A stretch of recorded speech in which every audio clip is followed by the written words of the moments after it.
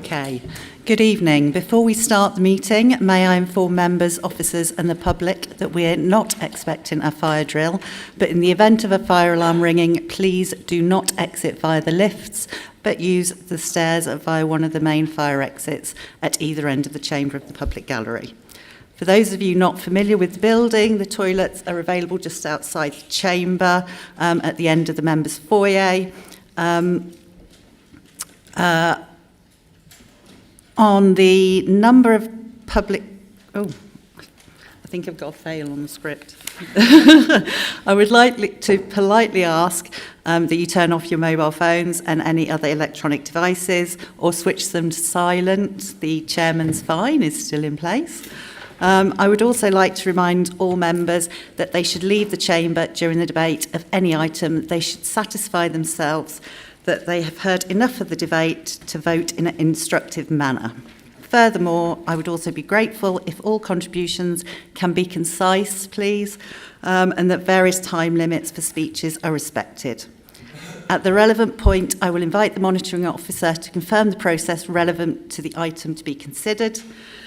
Depending on the length of time for the meeting, it is also important that we should take a break. Councillors return to the meeting at the allotted time in order that we can promptly recommence the meeting. Finally, in accordance with the meeting procedure rule 18.8, I have been notified that Councillor Chris Munday and Councillor Alan Sims, as mover and seconder of item 14, motion 1, of their wish to withdraw the motion for consideration. As chair, I consent to that request. Thank you. Are there any apologies for absence? Firstly, please. Councillor Harrison. Thank you, Chair. We have apologies from the Conservative group, from Councillor David Brackenbury, Councillor Wendy Brackenbury and Councillor John Paul Carr.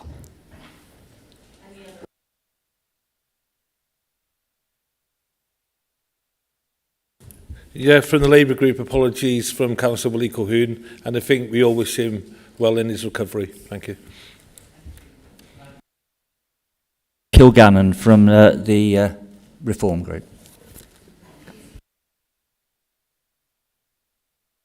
Thank you. 50% of us are here. One apology from Simon Fairhall, who got called away on a medical issue, not his own, but someone else. Thank you.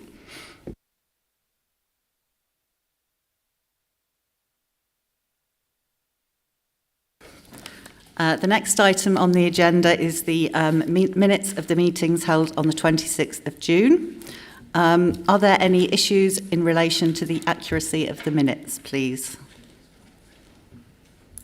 No. I would like to move the minutes of the 26th of June 2025 meeting. May I please see a seconder? Oh, sorry. My name is spelt wrong on page 20. Okay, thank you. Noted. Thank you. Could I have a seconder for the minutes, please? Thank you. Councillor Whitrow, thank you. Please, may I see a show of hands? Those in favour of the minutes? Thank you. And those against? Thank you. The recommendation is carried.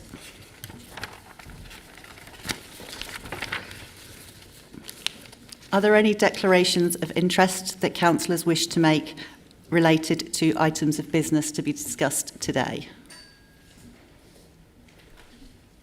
Okay, no declarations of interest.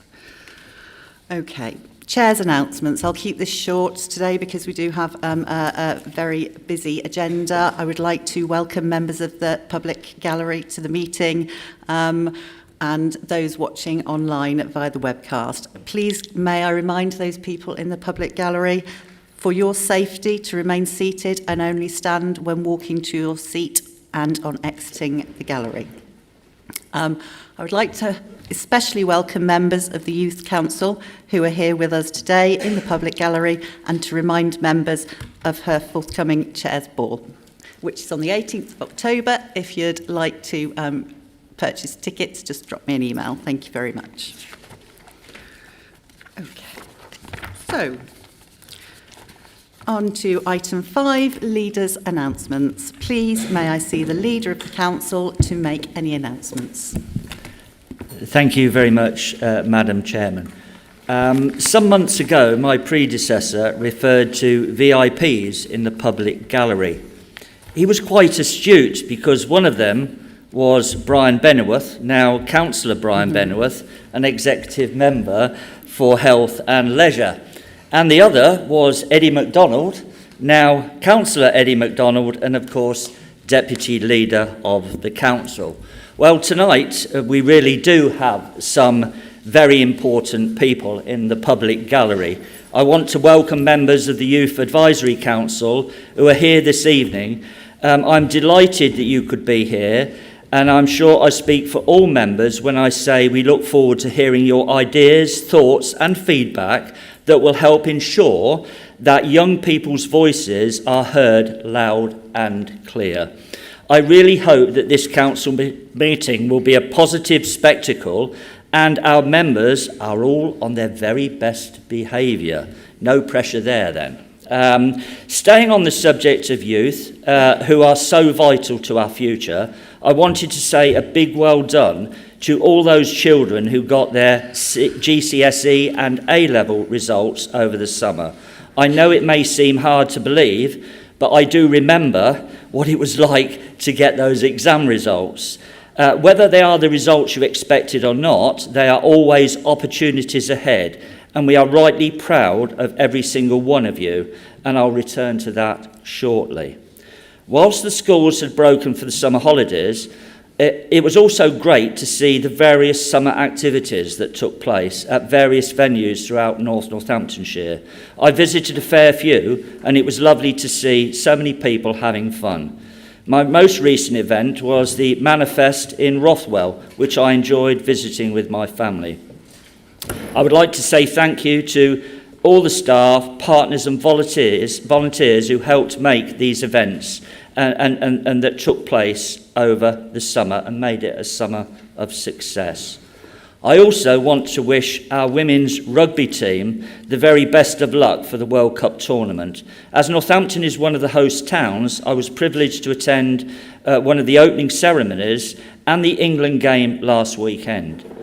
Congratulations to West Northamptonshire for all their hard work and dedication to support women's rugby, which benefits the whole county. Adele and I are back again this Sunday for a double header, and I can't wait. It is also very pleasing to see North Northamptonshire awarded the prestigious National Social Enterprise Place status.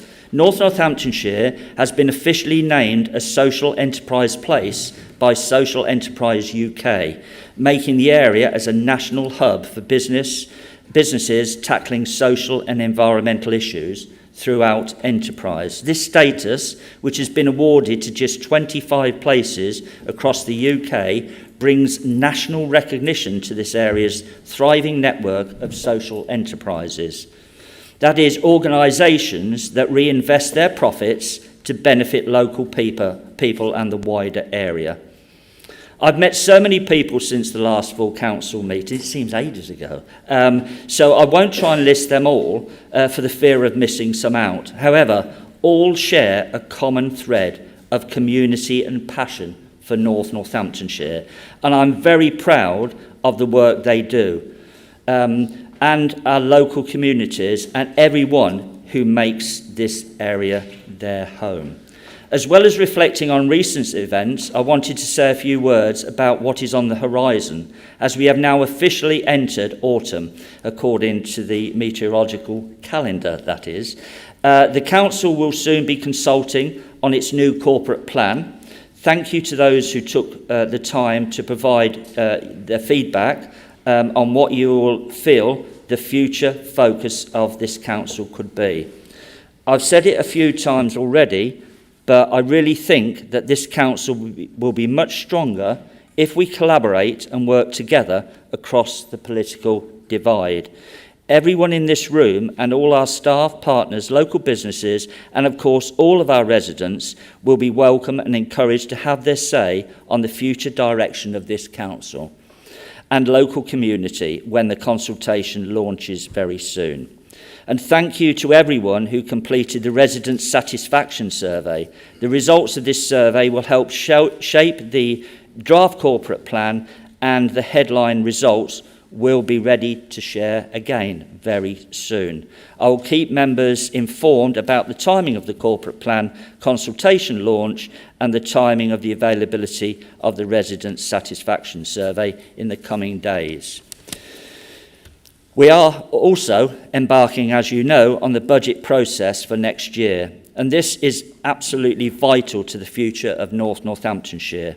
We know that demand is increasing for our services, the services we provide, but also the resources available to deliver them. It is therefore vitally important that we ensure we are clear about the future priorities of this council, and we ensure that we can be resourced and we will continue to live within our means. Money is, of course, important, but the dedication and creativity of our staff is vital too. Chair, on the point of the dedication of our staff, I would like to acknowledge the dedication and commitment to public service of two members of the council staff, Alan Heels and Phil Doherty, both of whom have given up some of their evening to be here with us for this part of the meeting. Both Alan and Phil recently celebrated 50 years of working in local government, and they also both started their work as apprentices when they were 16 years old. Absolutely amazing. I'm informed that Alan initially worked for the council in Kettering and Phil began his career in Corby, and both have worked for North Northamptonshire ever since we were formed. They both work in the council's housing service, and together Alan and Phil have 100 years of service to the local community between them. 100 years. I think this is absolutely astonishing, and I feel they deserve a warm round of applause.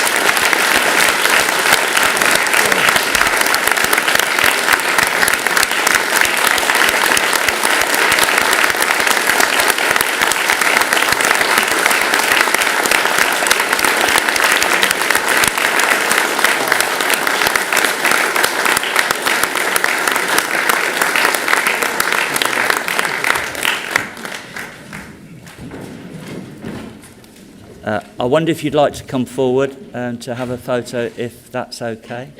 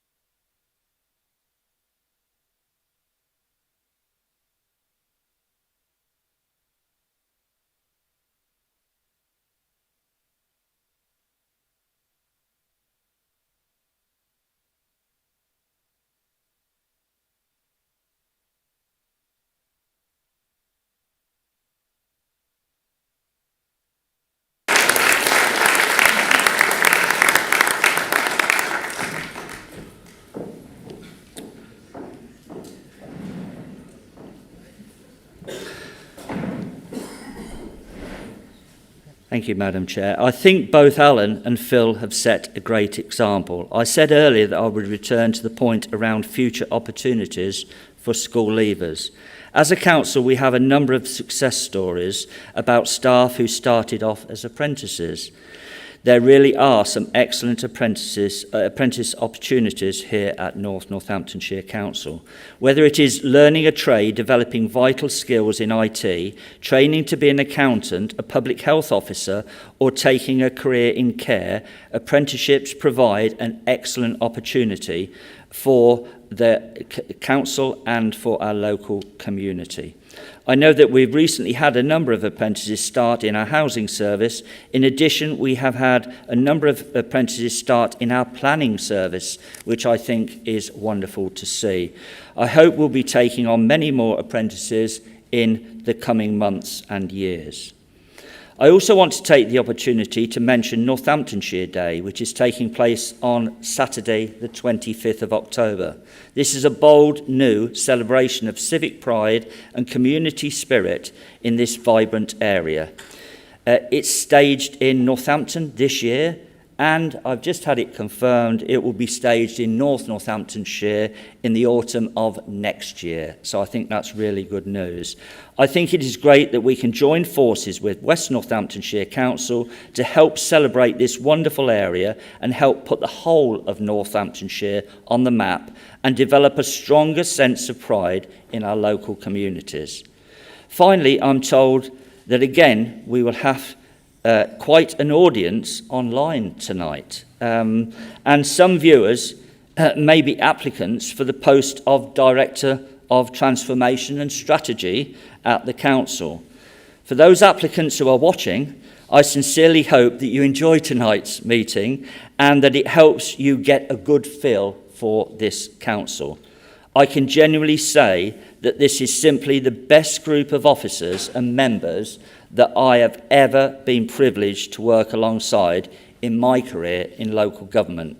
We are working really hard together and in a happy and constructive environment that is putting our residents at the very centre of everything we do.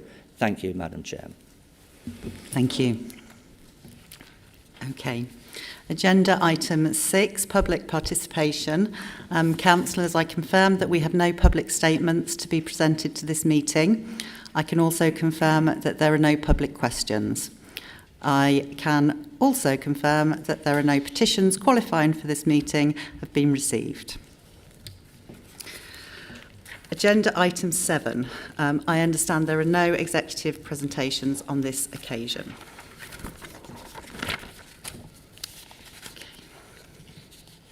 Agenda item 8, Director of Public Health Annual Report.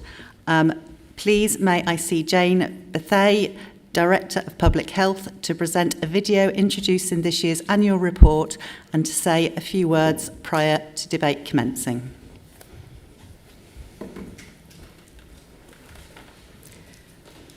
Thank you very much. We're going to start with a short video.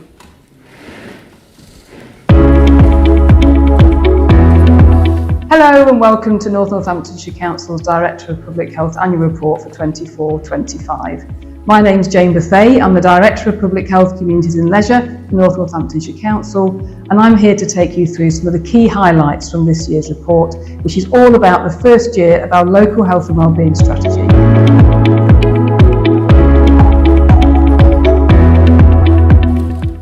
Our health and wellbeing strategy is a 5-year plan and focuses on 5 key priorities for North Northamptonshire. These are smoking and vaping, keeping active, mental health and wellbeing, children and young people, and financial resilience. The report this year has taken a really focused look at 2 of these big areas of priority for North Northamptonshire, these being smoking and vaping and keeping active. It's been a really busy year for the public health team and all of our many partners across the system, and I'm proud to say that progress is already being felt across our communities.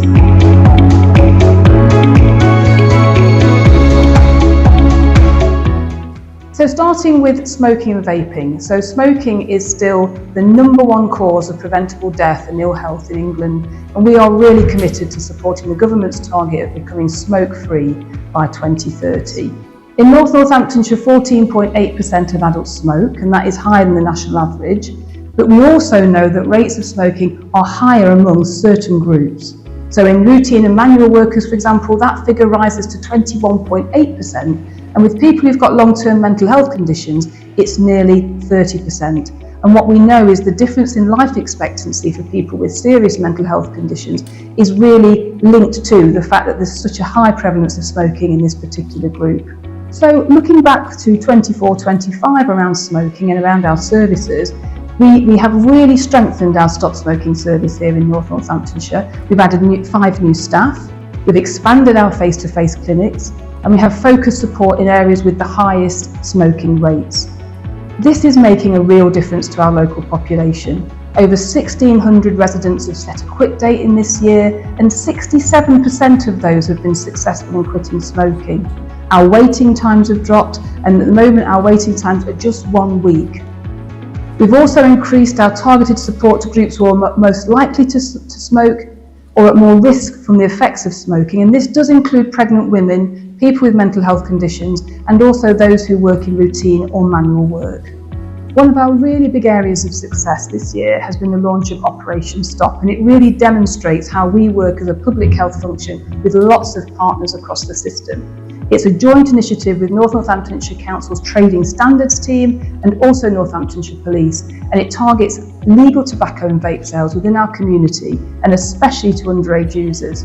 This has been hugely successful, and as a result the project has enabled the seizure of over 230,000 illegal cigarettes, nearly 65 kilos of hand-rolling tobacco and more than 11,000 illegal disposable vapes, as well as many other counterfeit tobacco products. And this is particularly important because we don't know what is in illegal counterfeit items, we don't know how dangerous they are, but also particularly for cigarettes, we don't get the tax income from that. So it's so important that we work in partnership to really make sure that we're tackling that as effectively as possible.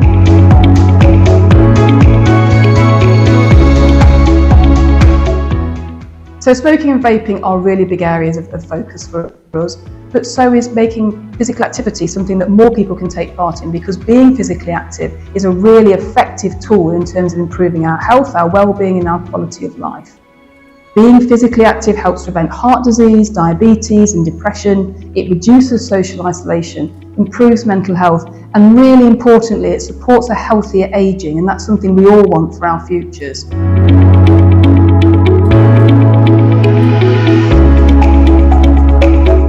One of our big areas of focus in this last year has been our Active Communities Partnership.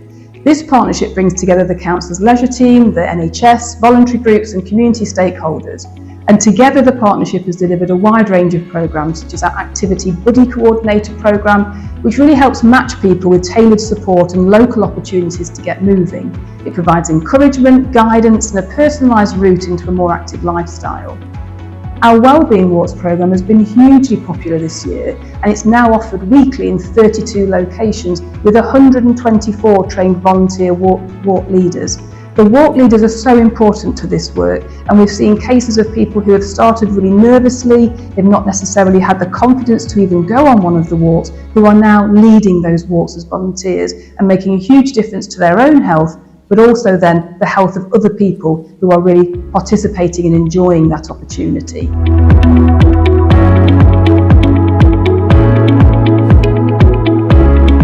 I hope this year's report provides a clear picture of the direction we are taking and the priorities we are setting to improve the health and well-being of all of our residents.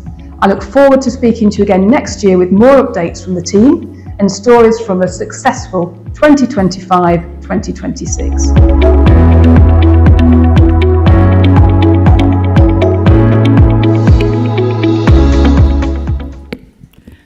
Thank you for listening to the video. There is a much longer video available. As promised, that is the truncated version. So I'm really pleased to present my second annual Director of Public Health report this evening. This is an independent and retrospective report for 2024-2025. Today also marks my 2-year anniversary working for the residents of North Northamptonshire. Something I see as a massive privilege and something of which I am extremely proud. This report reflects the hard work and commitment of so many people, including, of course, our public health team, some of who are here tonight in the public gallery and who I owe an enormous debt of gratitude for all of their hard work. I would like to point out to everybody that this team was also shortlisted for the LGC Large Team of the Year, didn't win, which was a travesty, but I have to say, absolutely deserved to win. So well done to everybody in the team. I also want to pass on my thanks to our partners in the NHS, in the council, the wider council, so leisure, for example, the local voluntary community and social enterprise sector, the police, and many more. I'd also like to take this opportunity to acknowledge the support from our previous executive member for this area, Councillor Jill Mercer, who is now Town Council. She's the Mayor of Rushden Town Council, and also the support of Councillor Brian Bennyworth, who has held this area of responsibility since May 2025. The report describes progress made.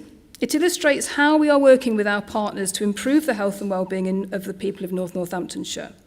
No single organisation can get to the point that we want to be. It has to be done in partnership. We need to do everything we do in partnership, but with that laser focus on improving outcomes for everyone, making sure that we are closing that gap that we sometimes see in some of our communities. There is still much to do. We need to keep the momentum that we've developed over the last few years, and we need to pull together at a time when there are challenges across the sector. Our NHS partners, for example, are going through significant change. We need to ensure that the voice of our local communities are strongly represented in everything we do, that we use data and evidence to do the right thing with a focus on effectiveness and efficiency. Next year, I will be focusing on other areas of the health and wellbeing strategy, including children and young people. I am so pleased to see the Youth Advisory Council here this evening in the public gallery.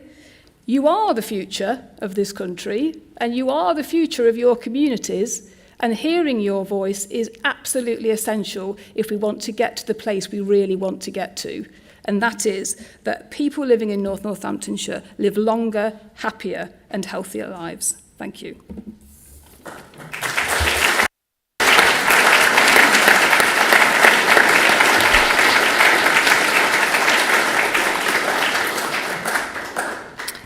Please may I see Councillor Brian Bennyworth to move the recommendation in this report.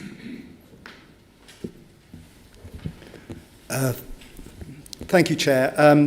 I know that I'm here to move the report, but I hope you will indulge me in just a short statement. I'd like to take this opportunity to thank our Director of Public Health, Jane Bethay, and the entire public health team, the leisure teams, our volunteers, and all of our valued partners for their dedication, innovation, and leadership. Their work is helping shape a healthier, happier North Northamptonshire. As we move forward, I'm committed to supporting this strategy and ensuring our public health, leisure services and partnerships continue to work together to deliver a real impact. Whilst I acknowledge that we live in difficult economic and societal times, let us today celebrate the progress that we have made, acknowledge the challenges ahead, and reaffirm our shared ambition to create a North Northamptonshire where everyone has the opportunity to live well. I move the report. Thank you, Councillor. May I see Councillor Eddie MacDonald to second the report? I second the report. Thank you.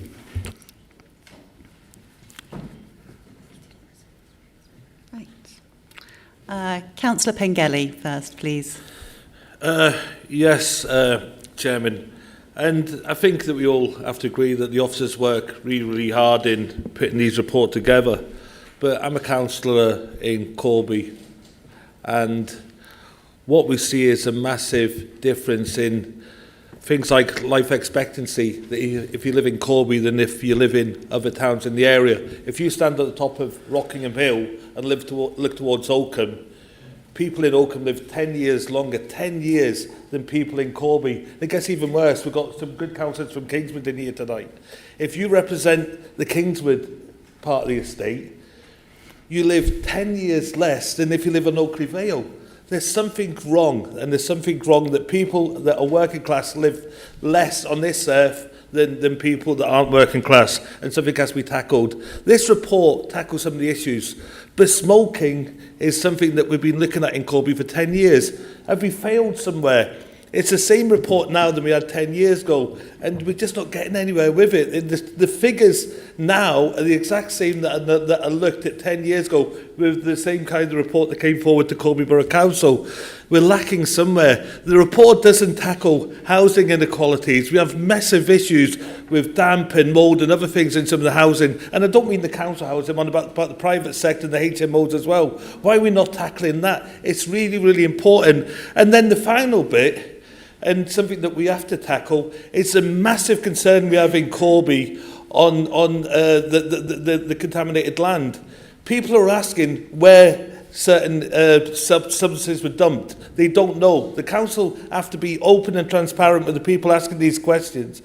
I don't know if there is contaminated land in Corby. We don't know. But there is enough worry and concern with groups forming all over Corby saying that their kids have got cancer and other things because of this. So let us as a council tackle it, because if we don't, if we leave it, and I remember 24 years ago getting an email from the legal officer at Corby Borough Council saying there's a guy going around, he's asking about birth defects, it's not going to go anywhere. We as a council end up paying millions of pounds. So what we have to do is work with the public in the town and tackle why Corby people die earlier than other people in other towns. It's wrong. Thank you, Councillor. Councillor Fedorovich, please. Thank you, Chair.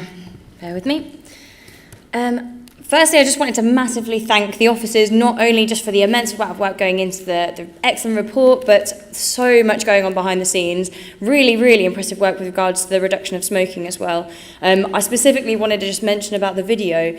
We need to be doing more things like this, and I think it's absolutely fantastic. I wanted to ask kind of a question, if that had been shared with town and parish councils, and ask if they can share it on their social media channels, because we could exponentially make more people aware of some of not only the good work that's going on, but I think it's so key. The partnership working is integral in this. We can't do any of this work without the partnership working.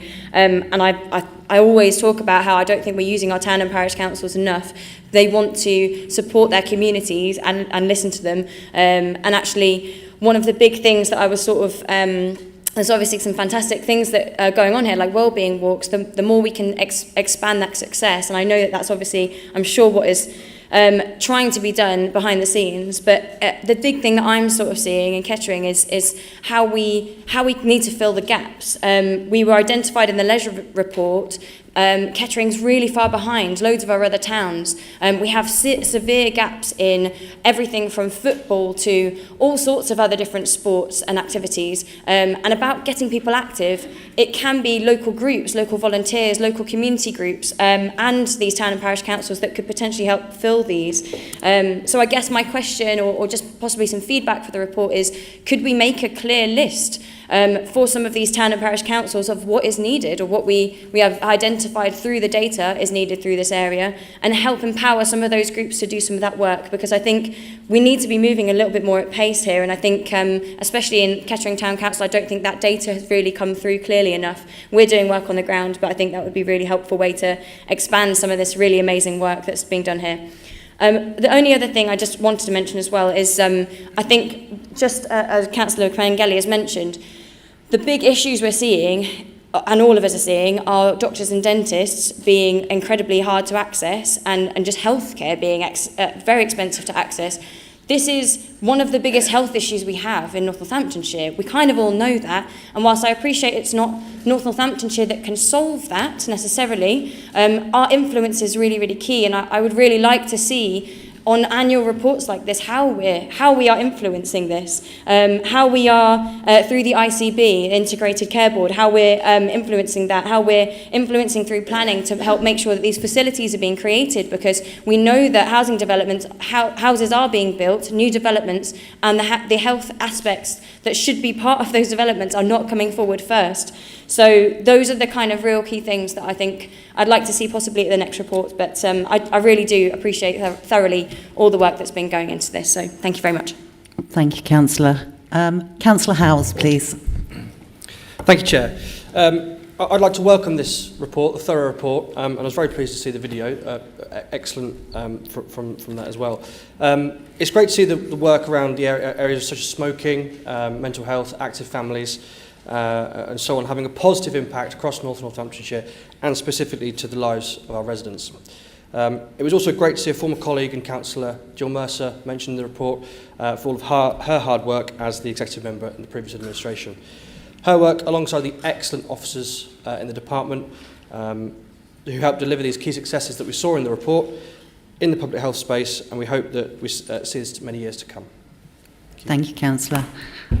Okay, I have no other councillors registered to speak, so I will now invite the mover of the motion to close the debate. Thank you, Chair. I have no other comments to make, so I think we just need to move forward. Thank you. Any further comments from the seconder? No. No. No, you didn't reserve your right, apparently. Was that surprised it worked? You didn't get to speak last time. Okay. Thank you. We will now move to the vote. Please use your electronic voting buttons, which will appear on your microphone unit once the vote has commenced. You will have 30 seconds to vote. Thank you. The vote has now commenced.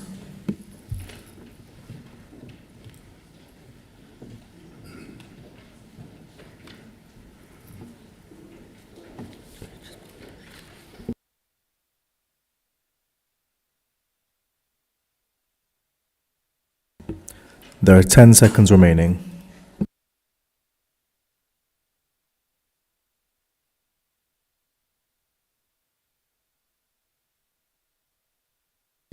The vote has now ended. The results are as follows: 60 in favour, 0 against, 0 abstentions. The recommendation is carried.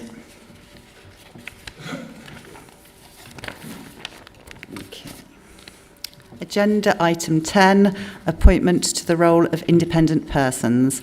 May I please see Councillor Joe Garnett to move the recommendations in this report? Oh, have I?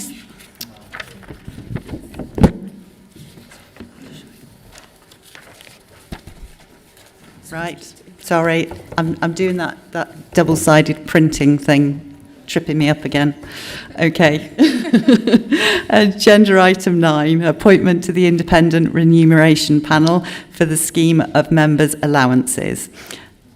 Please may I see Camilla Coulson Patel, Monitoring Officer, to introduce this report.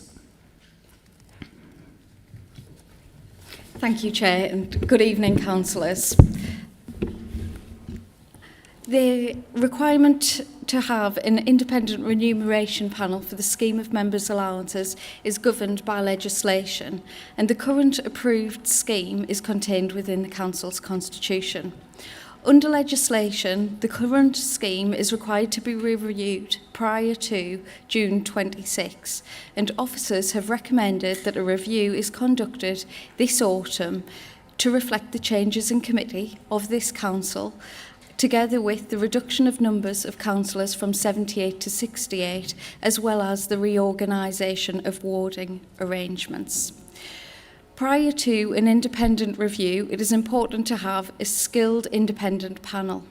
A recruitment exercise took place over the summer, and I was supported by the Head of Legal and the Head of Democratic Services. And 5 candidates were recommended for appointment, who are shown in Section 3 of the report and their biographies in the appendix. The recommendations within the report also propose that I, as the monitoring officer, be given delegated authority to fill any vacancies which may arise in the panel membership between now and May 2030. Please note that there is a requirement that there's statutory minimum of 3 members. There is also a further delegation in there for me to commence a review this autumn, or direct that there is a review this autumn, and further reviews are required prior to May 2030. This report was presented to Democracy and Standards on the 18th of August 2025, and there was unanimous support for the recommendations, which are now before Council for approval. Finally, I would like to thank all of those applicants who expressed an interest in this particular vacancy, and to officers who supported in this recruitment process. Thank you, Chair. Thank you. Please may I see Councillor Joe Garner to move the recommendations in this report. Yes, I move this recommendation. Thank you. Please may I see Councillor Chris Munday to second the recommendations. Thank you, Chair. I second. Thank you. Anybody registered for comment? Nobody? No? Okay. I have no councillors registered to speak, so I will now invite the mover of the motion to close the debate.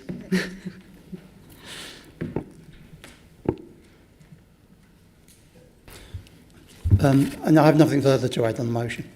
Thank you. Okay. Thank you. We will now move to a vote. Please use your electronic voting buttons, which will appear on your microphone unit once the vote has commenced. You have 30 seconds to vote. Thank you. The vote has now commenced.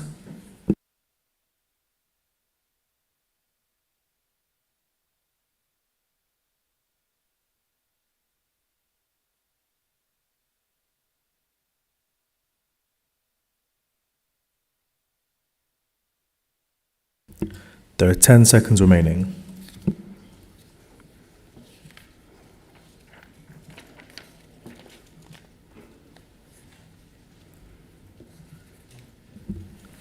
The vote has now ended. The results are as follows: 49 in favour, 8 against, 1 abstention. Okay, thank you. The recommendation is carried.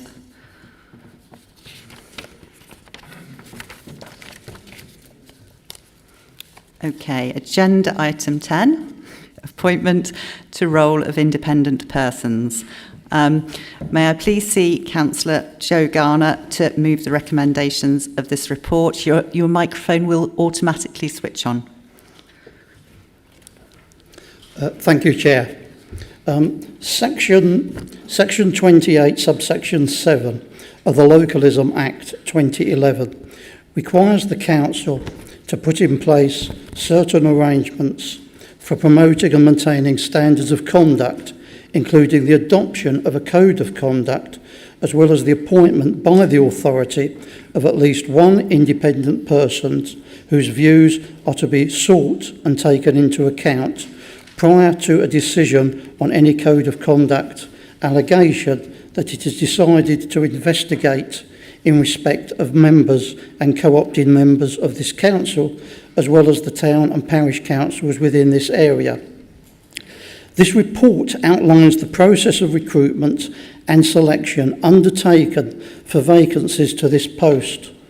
Recruitment was led by the monitoring officer and head of democratic services, and they invited me to join them in conducting the interviews. The Committee for Standards in Public Life report on ethical standards in January 2019 recommended as good practice that each authority has at least 2 independent persons. We were so impressed with the candidates that we decided to recommend 3 of them for appointment, one more than the minimum recommended by the Committee for Standards in Public Life, who are as follows: Mark Bate, Claire Tilley and Jessica Slater. Candidate biographies are contained in the appendix to the report. The Democracy and Standards Committee met on the 18th of August, unanimously recommending these proposals to full council. As chair of that committee, I am very pleased to move the recommendations at 3.1 of the report, which ask for the recruitment process to be noted, to approve the appointment of the 3 candidates to the role of independent persons for standards for a term of 2 years, with the ability for the monitoring officer to extend that appointment by a further 2 years. Finally, the recommendations request the monitoring officer be given delegated authority to appoint an independent person from a local authority in the event of the unavailability of any or all of the independent persons of Northamptonshire. I move the report. Thank you. Please may I see Councillor John Humberstone to second the recommendations. Thank you, Chair. I'm happy to second this. Thank you. Okay. Councillor Garner, as mover, any further comments? No, Chair. Okay, thank you. We will now move to vote. Please use your electronic voting buttons, which will appear on your microphone unit. You will have 30 seconds to vote. Thank you. The vote has now commenced.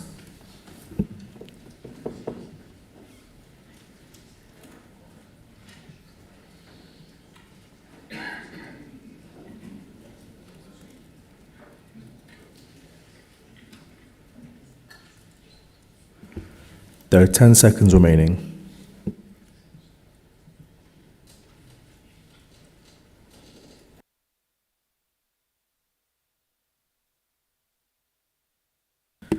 The vote has now ended. The results are as follows.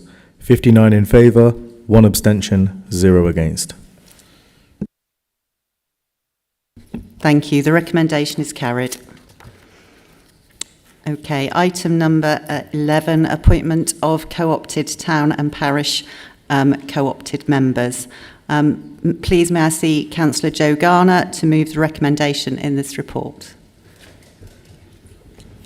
Thank you, Chair. This report sets out the nomination and selection process for the appointment of a third co-opted town and parish council representative to the Democracy and Standards Committee to assist with the authority's obligations for ethical standards and councillor conduct. In November 2024, full council appointed 3 co-opted councillors with the proviso that if they remained councillors following the May 2025 elections, they could continue in the role until May 2029. Following the May elections, 2 of those 3 co-opted town and parish representatives have remained in post, they being Councillor Beth Ring of Weekly Parish Council and Councillor Keith Galtry-Prue of Dean and Deansthorpe Council. A recruitment exercise commenced this summer to fill the single vacancy which was carried out in accordance with the procedure previously approved by Democracy and Standards Committee on the 4th of June 2024, with the support of the Northamptonshire County Association of Local Councils, commonly known as NCALC. All town and parish councils in Northamptonshire were invited to nominate a representative, with 8 valid nominations being received. The election that took place led to Councillor Laura Lawman of Loddington Parish Council receiving the most votes with 6 received, each town and parish council being able to cast 1 vote each. Councillor Lawman previously served on the Borough Council of Wellingborough, Wellingborough Town Council and North Northamptonshire Council. Accordingly, at 3.1 of the report, I move that Council notes the process undertaken and that they appoint Councillor Laura Lawman of Loddington Parish Council as a co-opted town and parish representative to the Democracy and Standards Committee in respect of standards for a term of office until May 2029, provided eligibility criteria remains met. I move the report, Chair. Thank you. May I please see Councillor John Humberstone to second the recommendations? Thank you, Chair. Happy to second. Thank you. Okay. Councillor Harrison. Thank you, Madam Chairwoman. Could I first thank all of the people who put themselves forward for the nomination for this post, because it's wonderful that people want to get involved and are putting themselves forward. And I just wanted to say that, you know, if you want something doing, ask a busy person. There's probably nobody I've ever met who's busier than Councillor Laura Lawman. As has already been outlined, she's done so many things over the years. And not only that, she's now apparently a radio star as well. I don't know if any of us can top that. So I'd just like to welcome the recommendation for Councillor Laura Lawman to take this position. Thank you. Thank you. Councillor Pengelly. Yeah, and Councillor Laura, she does a brilliant job, so I'm not going to doubt her in any way. The thing that worries me about this is a process, and I'm sad. I listened into the meeting on YouTube, and one of my fellow councillors, I think it's one of the Conservatives, were on about the time that people, especially town councils, had to look at this. The email came asking for nominations on the 9th of July with a deadline on the 20th of July. I think the monitoring officer said you could have had hybrid meetings, whatever, but different constitutions for different town councils don't allow that. To be able to put a name forward in 10 days and have a meeting is now on impossible for larger town councils. So in the future, can we look at widening the time to get people nominated, because there are people who sit on my town council that would like to put the name forward. I'm not saying that they beat Laura, but they'd like to put the name forward as well, and we're a democratic organisation. And it did go to the clerks to make decisions as well, where this would be a member's decision, and the way it was written to the clerks, it was if they could make decisions on some of it. It shouldn't be said you've got to go to your elected members on this. Thank you. Thank you, Councillor. I have no other councillors registered to speak, so I will now invite the mover of the motion to close the debate. I've nothing further to add, Chair. Thank you. Okay. We will now move to vote. Please use your electronic voting buttons, which will appear on your microphone unit once the vote has commenced. You will have 30 seconds to vote. Thank you. The vote has now commenced.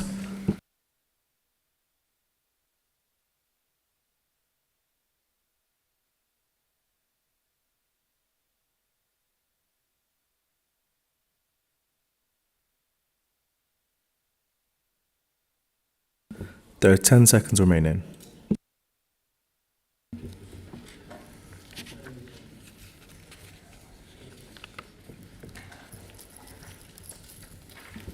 The vote has now ended. The results are as follows: 59 in favour, 1 abstention, 0 against.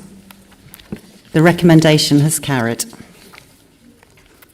Okay, agenda item 12, Honorary Alderman and Honorary Alderwoman arrangements. Please may I see Councillor Martin Griffith to move the recommendations of this report. Thank you, Chair. Many councils have arrangements for recognising the service of retired councillors, generally following an election, and the title of Honorary Alderman or Honorary Alderwoman is able to be conferred on eligible members. Following the elections of May 2025, a number of councillors retired or were not re-elected, many councillors who had many years' service as a councillor. It is proposed that a scheme of Honorary Alderman and Honorary Alderwoman be introduced to rightly recognise councillors who demonstrate acts of eminent public service. I would like to propose that former councillors who have served for 12 years or more as councillors in the area of North Northamptonshire be eligible to be considered for conferment of the title of Honorary Alderman or Honorary Alderwoman. As well as length of service, eligible councillors would also need to meet one of the following conditions: holding senior political office with distinction and having an exceptional record of community service and leadership. For the purpose of continuity, this would apply to councillors who have served at the former Corby Borough Council, East Northamptonshire District Council, Kettering Borough Council, the Borough Council of Wellingborough, and the part of Northamptonshire County Council which covered the now North Northamptonshire geographical area. I am pleased to move the recommendations at 3.1 of the report, which includes the suggested scheme at Appendix A. Subject to your approval, this would allow the monitoring officer to open nominations for a specific window and then convene a constitutional working group panel to consider the nominations. On the basis of there being eligible nominations, a further report will be presented to a special meeting of Council to approve them. I so move, Madam Chair. Thank you. Please may I see Councillor Tom Partridge Underwood to second the recommendations. Madam Chairman, I welcome this report. You may say, well, why? During the transition from the old boroughs and districts and the creation of this great council, I chaired the Civic and Ceremonial group, Task and Finish, and this was one of the recommendations that the Task and Finish group placed before them. It was January 1979, a dark January night. Our door was knocked, and there stood an old chap, and he said to me, Tom, it's the elections in May. Would you consider being a councillor, a candidate rather? And I gave it thought, and I must admit, pride took over. And I said the question, why have you asked me? Quite expecting for the answer to being, you know, you've got this quality or that quality, and I soon realised that I'd got no qualities whatsoever. Because the reply that came was, well, Liz Mallers said no. And so since 1979, I know that I've been second fiddle, but I'm consoled with the fact that the second fiddle, any musician will know, it's the hardest instrument in the orchestra to play. But it's always been very rewarding and good. During my years of service, I have met and worked with, our leader said about the officers, absolutely brilliant. But I have met and worked with some wonderful councillors that have sacrificed an awful lot in relationships, not seeing children and things like that, you know. And so on that last election, my heart broke. Not congratulations, Reform, I'm not knocking that, but there was worthy councillors from all political persuasions and none, and they were just cast aside by democracy. You know, it's like that, isn't it? And we just accept it and we carry on. And so I believe that if there can be some recognition in some way, you know, of softening that blow, I would support it. And so I second the report. Thank you, Councillor. Thank you. Councillor Hakewell, please. Thank you, Chairman. I also concur and agree with this process of Alderman. We certainly had it on the County Council, so that's a positive, isn't it? Not too many of those in that sense. But to see some of the intellect and the personalities that, you know, didn't get past the election in May coming back onto the council would be really, really beneficial in my opinion. And today is my 48th wedding anniversary, and my wife is sat at home and I'm sat here. So maybe one day when I'm not a councillor, being an alderman will allow me to keep out of her hair as well. Thank you. Thank you, Councillor. Councillor Pengelly, please. Yeah, I welcome this report. Just one small point. I know Corby Borough Council, I think probably Wellingborough, Kettering and East Northants had aldermen in the past. And how do they fit into this? Because for the last few years, we've ignored our aldermen that were nominated by our borough councils. I've been told they've got nothing to do with the town and parishes, so it'd be good to be able to wrap them into something going forward as well, because some of them are ageing a little bit, like we all are, but they have added value to the town, added value to the Corby, Kettering, Wellingborough and East Northants in the past. I think we should recognise that in any way that we can as well. So just something to take on board as well. Thank you. Thank you. Okay, I haven't... Oh, thank you. Councillor Fedorovich, please. Thank you. I wasn't going to speak on this because I think it's quite self-explanatory. It's a really lovely thing, but I do just very much want to attest to some of the former councillors that we have lost. I genuinely think we had some wonderful people and they put so much into it. I'm not going to name names, but I think they'll all know that they're very, very appreciated. So thank you. Thank you, Councillor.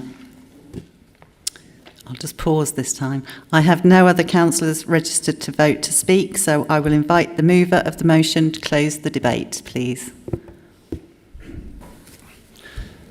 Thank you, Madam Chair. And how can you follow that from Councillor Partridge Underwood? Very, very difficult. But I also do believe that Councillor Pengelly has made a very valid point, and I'm sure that will be listened to. So with that in mind, I formally move the motion as detailed. Thank you. Thank you. We will now move to vote. Please use your electronic voting buttons, which will appear on your microphone unit once the vote has commenced. You will have 10 seconds to vote. Thank you. The vote has now commenced.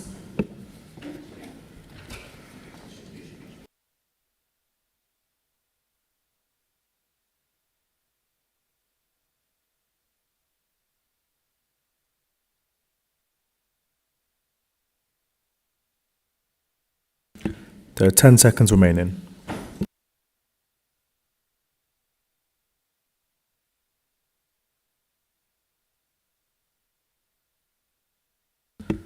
The vote has now ended. The results are as follows. 59 in favour, 1 against, 0 abstentions. The recommendation is carried. Okay. Agenda item 13, political balance on council committees. May I please see Councillor Martin Griffiths to move the recommendations in this report. Thank you, Chair. This report will be familiar to you all following recent considerations of political balance, most recently at full council in June 2025. The council must allocate seats on committees and subcommittees as set out in accordance with the provisions of the Local Government Housing Act 1989. This report sets out the revised political balance for council committees following the resignation of Councillor Robert Bloom on the 22nd of August 2025. The recommendation at 3.1 of the report asks the council to approve the revised allocation of seats for the committees to be recognised political groups. This is in accordance with statutory proportionality requirements and the Constitution with the allocations set out in Appendix 1. I move, Chair. Thank you. May I please see Councillor Eddie MacDonald to second the recommendations? I second these recommendations, Chair. Thank you. Okay, I have no other councillors registered to speak, so I'll now invite the mover of the motion to close the debate. No further things to add, Chair. Thank you. We will now move to vote. Please use your electronic voting buttons, which will appear on your microphone unit once the vote has commenced. You will have 30 seconds to vote. Thank you. The vote has now commenced.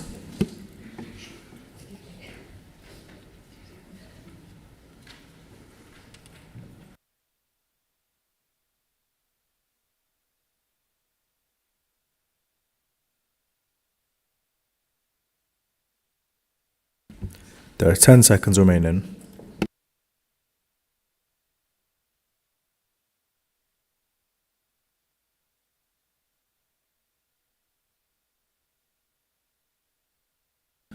The vote has now ended. The results are as follows. 60 in favour, 0 against, 0 abstentions. Okay. The recommendation is carried. Okay. Agenda item 14, motions on notice. Thank you, councillors. We have 7 motions on notice for consideration at this meeting, as printed on your agenda papers. Please note that I expect all contributions to be concise, and please respect the time limits that apply. I will hand over to the monitoring officer. No, I think we know the procedure. We don't need to go through it again. Thank you. Okay. Motion 1. As this motion has been withdrawn, we shall move immediately to consider motion number 2. Please may I see Councillor Helen Harrison to move the motion. Thank you, Madam Chairman. At the annual council meeting of the 22nd of May 2025, the very first meeting of this new council, we were presented with 2 items requiring decisions. The first of those items was committee membership and appointment of chairs, vice chairs of committees. Tucked away in that paper was a recommendation to move to a single planning committee of 13 members, replacing the previous model of 2 area planning committees for North and South. There was no rationale given for making the change in the paper. It's an important change, but also it was not mentioned in the recommendations at 3.1 of the report. Councillors very much rely on the recommendations to confirm to themselves what it is they're being asked to vote on. Worse still, we were informed by the chairman that by convention this item is not debated and we moved straight to a vote. So the council made a decision to change our constitution, with many councillors being completely unaware that they were being asked to vote to move to one planning committee, and without being allowed to debate the issue. Many members have since made the point that they felt they were denied the opportunity to exercise their democratic right to take part in the making of this decision in an informed and democratic fashion. They felt a little duped. Furthermore, members of the public have expressed their frustration that making decisions on important planning applications, such as the huge warehouse application at Thrapston and Titchmarsh, are being taken further and further away from the communities that will be affected by them, with their voices less listened to and their own councillors' views less taken into account. I feel strongly that, given the clear and valid planning reasons for refusal of that particular planning application, an area planning committee with local councillors on it would have debated those relevant issues and possibly come to a different decision. For those reasons, a constitutional decision being made without information or debate, many members being unhappy with the decision and how it was made, and members of the public being unhappy with decisions that affect them being taken in a more distant way, I would like to move that we revisit this decision by bringing an item requiring decision to the council meeting of the 11th of December 2025 to debate and decide upon the number of planning committees, how they should be configured, and the membership of the committee or committees thereof. Thank you. Thank you. May I see Councillor Jenny Bone to second the motion? Thank you, Madam Chairman. I'm happy to second the motion and reserve the right to speak. Thank you. Okay. Does any councillor wish to speak on the motion? Councillor Fedorovich. Thank you very much, Chair. I wholeheartedly agree with the issue that's been brought forward here today. I think there was some serious concern that the committees had been condensed immediately. We've had some issues with our planning committees, with there either not being enough, or them running too long, or them being cancelled because there's not enough business. We are obviously still trying to get this right, but this should be done in a democratic way and not just axed without any sort of discussion with councillors. So I do think that this does need to be reviewed. I do have an issue with the motion though, because this issue should be coming to democracy and standards. And I think probably some further discussion with possibly officers could have teased that out. But this shouldn't be going to full council unless I'm incorrect. Chair, if I may just give some advice at this particular point, that timeline has been woven into to allow it to go through Constitutional Working Group and Democracy and Standards. I see. Okay. Thank you very much. With that in mind then, that would be the only amendment that I'd be looking to make, but yes, otherwise that's fine. Thank you very much. Thank you. Councillor Howell. Thank you, Madam Chairman. I wholeheartedly support this motion.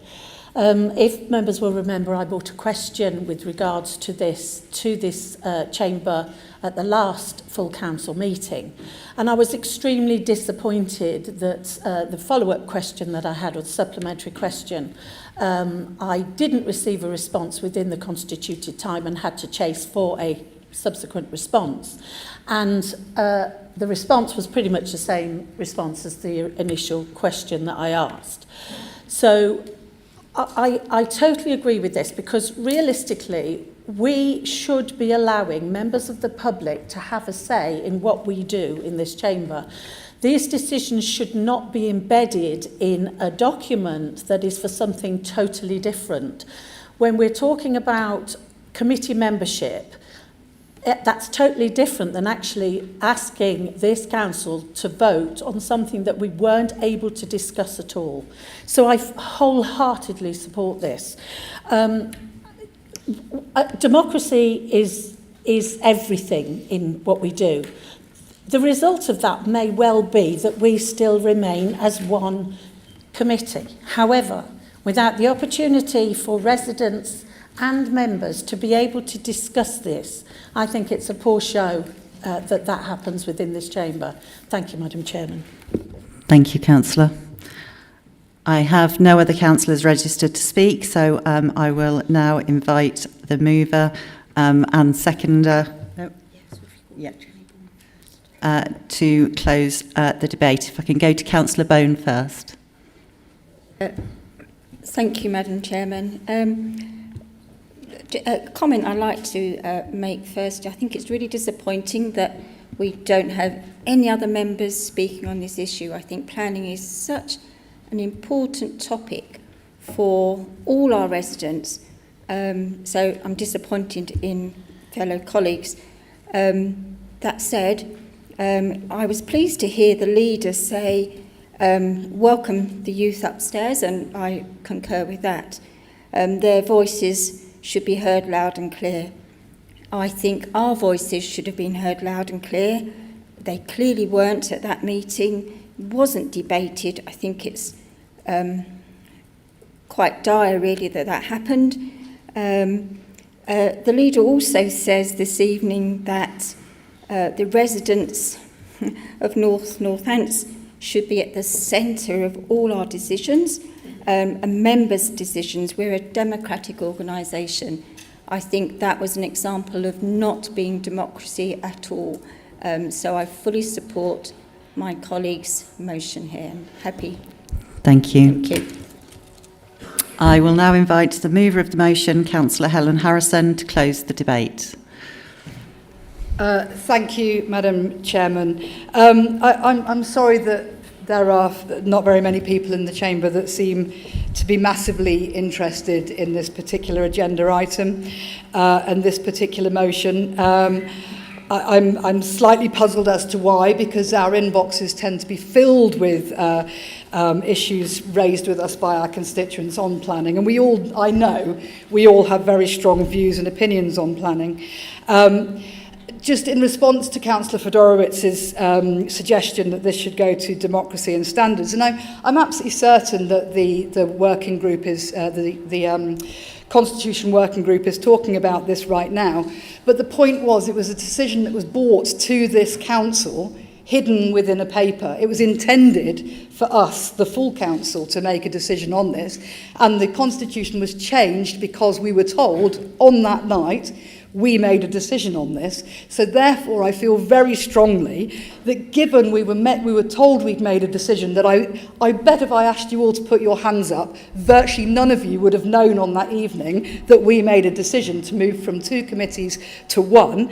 That is why I think, for the sake of clarity and for the sake of us members being able to say, yes, we have debated this and we have decided that we either want 1, 2, 4, however many committees, I think it should come to be debated in public so that the public out there can see that, yes, we have genuinely and democratically made a decision on this issue.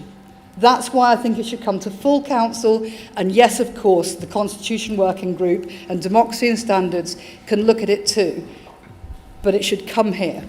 because we were told we made a decision on it, and most of us don't believe we genuinely, with knowledge and understanding, made a decision that night. Thank you, Councillor. Thank you. We'll now move to the vote. Please use your electronic voting buttons, which will appear on your microphone unit once the vote has commenced. You will have 30 seconds to vote. Thank you. The vote has now commenced.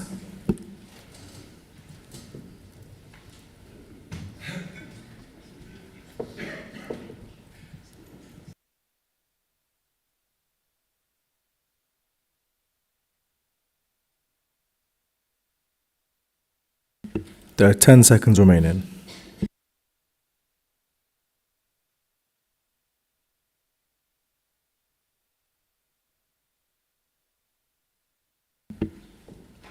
The vote has now ended. The results were as follows: 59 in favour, 1 against, 0 abstentions.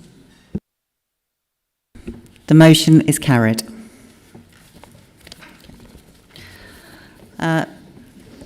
Motion 3.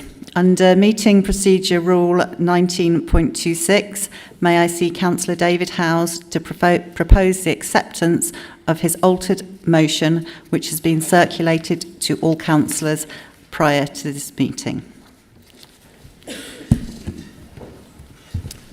Thank you, Madam Chair. Yes, I believe the wording has been circulated, and I believe it's going to be put up on the screen, which looks like it might be happening. Would you like me to read the wording out, Madam Chair, or are you happy for people to accept it from what's on screen? No, just on screen is fine. Thank you very much. Okay. Councillor Jessup, as seconder of the original motion, do you consent to the altered motion?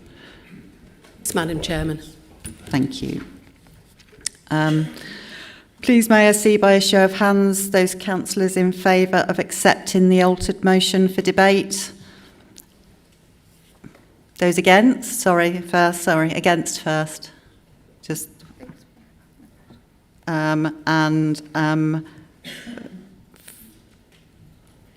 those in favour, please. Thank you. That recommendation is carried. Okay, may I please see Councillor David Howes to move the altered motion? Thank you again, Madam Chairman.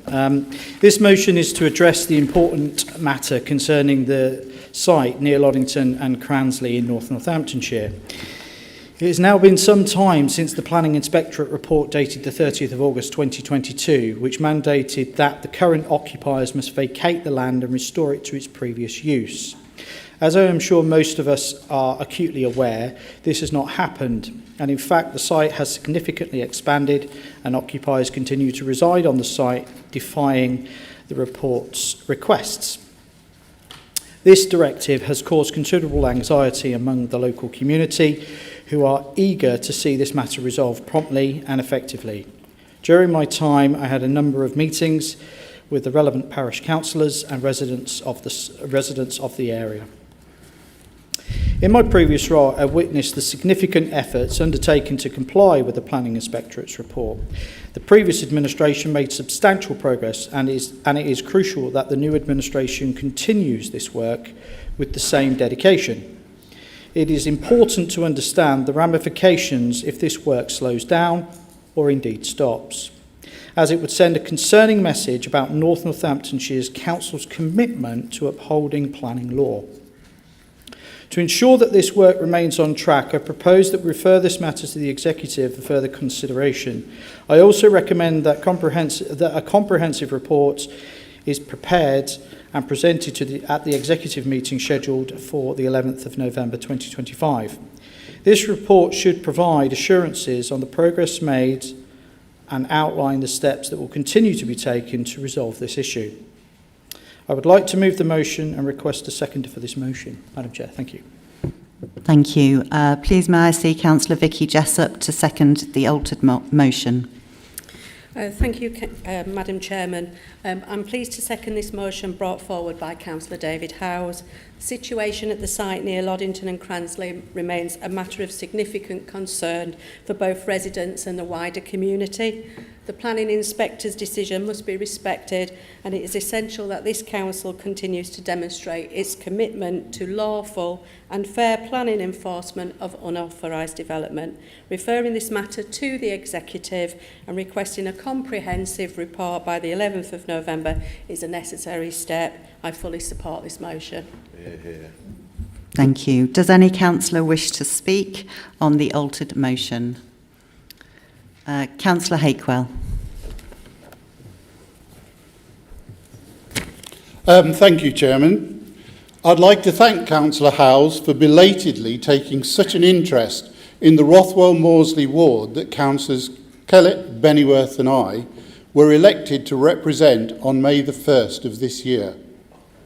It's surprising that, since I was originally elected to look after the interests of Loddington, Great Cransley and the other villages in the then Slade ward on Kettering Borough Council, 1999, he has failed to take any real interest in these villages.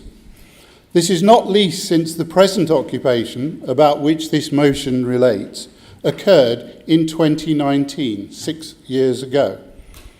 I recognise the anxieties that are mentioned in the wording.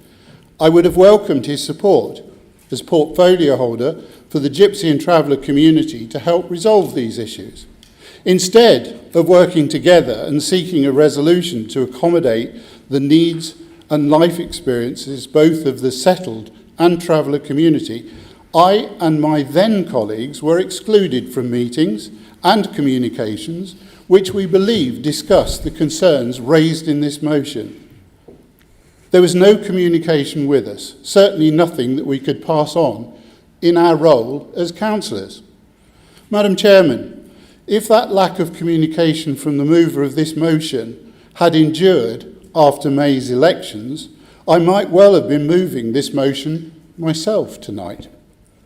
The very good news is that since May, working with colleagues in the ward and the wider political leadership of this council, communications have dramatically improved over and above what I largely experienced in the last 4 years.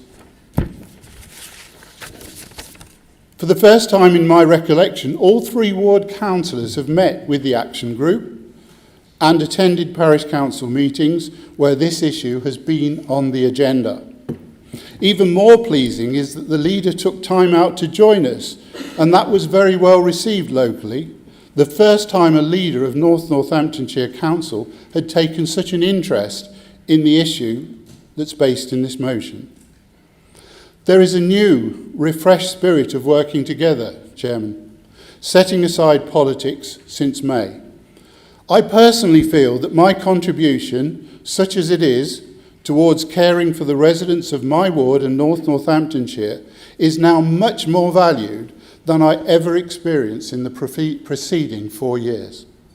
I'm confident that the subject of this motion is being treated with far more respect from our political leadership and colleagues for the benefit of both settled and travelling communities.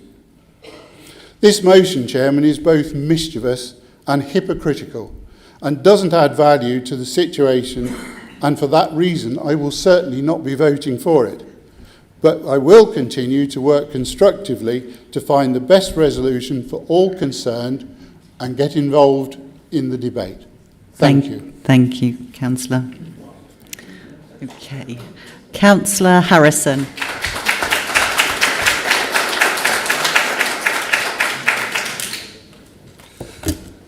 Thank you, Madam Chair. I don't think I'm likely to get a round of applause.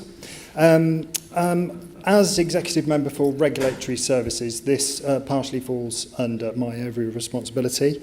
Many members will already know that this matter is already being dealt with. The proposer himself, Councillor Howes, as portfolio holder and my predecessor, will also know that this is being dealt with. Since May, we've established a good relationship with the community in Loddington and Cransley and the residents on the site. We are currently working towards a really positive way forward for all concerned. We understand the needs of the local community. And I'm happy to update members on progress as we move towards a resolution, but at an appropriate time. For now, I can't support the motion. It's the wrong action at the wrong time. Thank you. Thank you. Councillor Fedorovich, please. Thank you. Sorry, I'm up and down like a fiddler's elbow today. Sorry. So I just wanted to say, whilst I appreciate the issue that's being outlined here, frankly, it's a poor use of council time. This isn't appropriate use of motions. No report has gone through the appropriate committee. New councillors don't have the information they need on this issue. And we're supposed to be voting on things that are relevant to all North Northampton councillors. We are generally Kettering councillors on this bench. It's not appropriate for us to vote on this. So, I mean, we can't bring every local issue to full council. We won't get anything done. It's just not the right way to do things. It would have much been possibly more appropriate as a councillor question if they're struggling to get answers. But for that reason, I will be abstaining, and hopefully this can go through a better channel in future.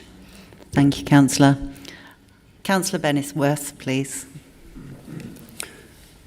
Thank you, Chair. I will be brief. As Councillor Hakewell has already spoken both eloquently and with clarity about the background to this proposed motion. I want to place on record my thanks on behalf of Councillor Kellett and myself to the Loddington Residents Action Group and members of the Parish Council for the comprehensive and professional presentation they recently delivered to all Rothwell and Morsley ward councillors and to the leader of this council. Their 6-year struggle to see planning law upheld is both remarkable, commendable, and truly humbling. In terms of the motion proposed by Councillor Howes and put forward to the Council this evening, both the irony and the motivation behind it is not and will not be lost on me or the communities that I have been elected to represent. This motion seeks to dictate that a report must come before the Executive in November 2025. Given the complexity of the legal and sensitive issues at stake, I do not believe that imposing such a fixed timetable is both practical or responsible. For this reason, I will be voting against this motion tonight. We will, of course, continue to engage constructively with the Residents' Action Group and Parish Council on a regular basis, alongside our officer colleagues, so that matters are dealt with in a responsible manner. Thank you. Thank you. Okay, I have no further councillors registered to speak, so I will now invite the mover of the altered motion to close the debate. Yeah, thank you, Madam Chair. The motion's really very simple. All we're seeking to do is ask for a report to come to Executive to give the rest of the members, the wider community and the parishes that it affects an update as to the work that's been produced so far, of which, as I alluded to in my speech, has been extensive. There's been so many meetings in regards to this in the previous administration. What we are now seeking is that we're going to continue with that hard work, and a report and a vote at an executive meeting would confirm that and give us clarity and certainty. I don't understand why council would not support that. It's very, very simple, and it does feel like the can is being kicked down the road. The portfolio holder has said that it'll come in due time and case. I don't think it's difficult to bring a report to Executive. We were asked to do that on a number of occasions. So thank you very much, Madam Chair. Thank you. We will now move to vote. Please use your electronic voting buttons, which will appear on your microphone unit once the vote has commenced. You will have 30 seconds to vote. Thank you. The vote has now commenced.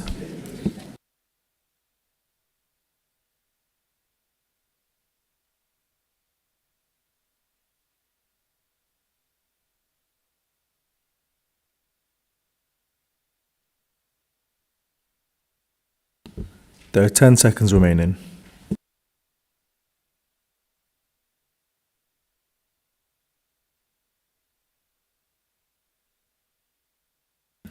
The vote has now ended. The results are as follows: 38 against, 12 in favour, 10 abstentions. Thank you. The altered motion is lost. Motion 4. Please may I see Councillor Helen Howell to move the motion. Thank you, Madam Chairman. Since vesting day in 2021, this council has made significant progress in bringing together the former district and borough councils, along with the statutory service previously delivered by the county council, into a single unitary authority.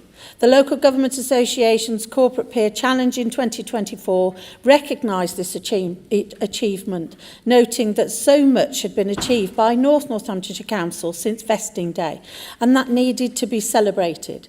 It also commended the strength of the council's leadership.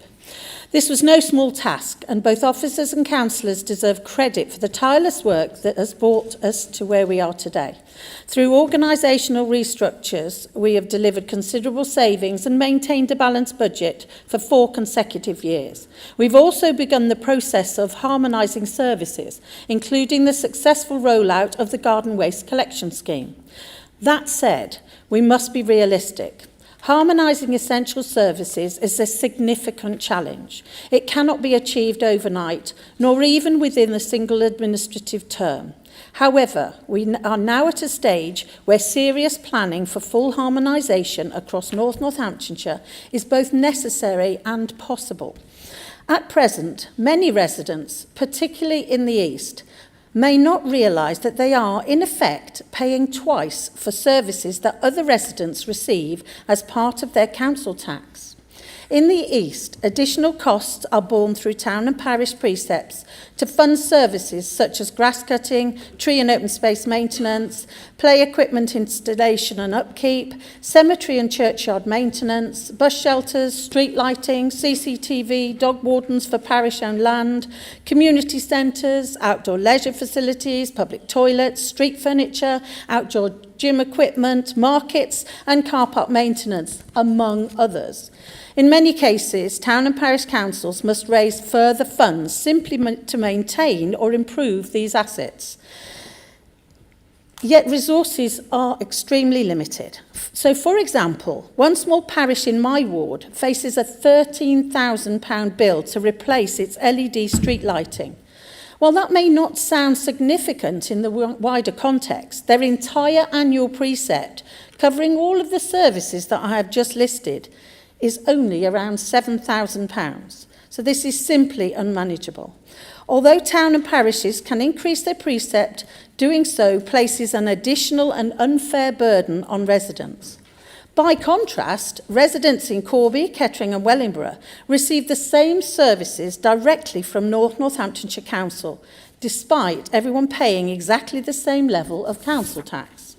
I'm aware that a paper will be brought forward later this year exploring the transfer of services, or devolution, to the town and parish councils, giving them the option to take on functions currently delivered by North Northamptonshire Council. And while this may be part of the solution, it cannot be the only option. Unless town and parish councils are given the full facts and costings in good time to inform their budget setting process, and unless decisions are applied consistently across the authority, the current inequalities will remain. That is why this council must also be prepared to deliver full harmonisation of services. While parking charges are another clear example of where harmonisation is needed, tonight I have chosen to highlight the disparity in council tax funded services, which particularly affects the former East Northants area. But let me be absolutely clear. This motion seeks harmonisation across the whole district for all services. So for this reason, I urge members to support the motion before us and this evening, which calls upon this council through the 2026-27 budget setting process to give full and timely consideration to the complete harmonisation of services across North Northamptonshire. Only then can we ensure that every resident is treated fairly and that no community is asked to pay more for the same essential services. Thank you, Madam Chairman. Thank you. May I see Councillor John Humberstone to second the motion? Thank you, Chair. I'm pleased to second the motion and reserve my right. Thank you. Does any councillor wish to speak on the motion? Councillor Hakewell. Couldn't help but speak. Someone said earlier that no one was speaking on them, so I'll do it. This motion is about 4.5 years too late. Those of us who were on the council, on the shadow council, talked about harmonisation of council tax. And very quickly, we had 9 years to harmonise council tax, but the then administration, of which some people now concerned about these things, were actually sitting on that. And at that point, you might well have looked at some of this greater harmonisation. So it's taken an awful long time to do that. Let's look at garden waste. Garden waste went through scrutiny on this council, and at the very last minute, the East, there's something ominous about calling it the East, but anyway, we'll call it the East. Right at the end of that process, garden waste customers in the East were given a £20 rebate on their garden waste bills. In Kettering Borough and in Corby and others, we were already paying within our council tax to have a free garden waste collection. So if the mover of this motion is so key on equity and so on, that was an entirely disproportionate thing to do. And we never got a rebate in Kettering, although our council tax, as with Corby, went into the harmonised council tax. So we're paying twice. I'm paying twice. Actually, I'm not, because I refuse to take on the garden waste, not least of which the last administration put that in, and if you look at the accounts for the council, that garden waste situation is in trouble. It's not generating the same amount of money. So equally, Kettering Borough Council used to do parks and gardens. Morsley in my ward, our ward, wanted a new skate ramp. We can't have one. There is no money at NNC to do that. So where the thought is that there's money at NNC to do those sort of things, I really don't know. But again, one of the things that those of us who were on this council before was the Dr. Monk's case. And if the East want parity, then maybe they should repay from their area the £4 million it cost us from a case that came from East Northamptonshire, was unknown to us, and cost this council £4 million. So I'll vote for Councillor Howe's motion when the East have repaid the £4 million that went out of this authority. That seems like a fair deal, doesn't it? But Madam Chairman, that was something that came along, and equally, talking about the East and harmonisation and all these other things in this motion, and then saying we're a full council seems very odd. We are, at last, in May, divorced of all the old tribal processes of the 4 districts and the county, because we have a new, fresh set of councillors who aren't harking back to that, as is the mover. Thank you, Councillor.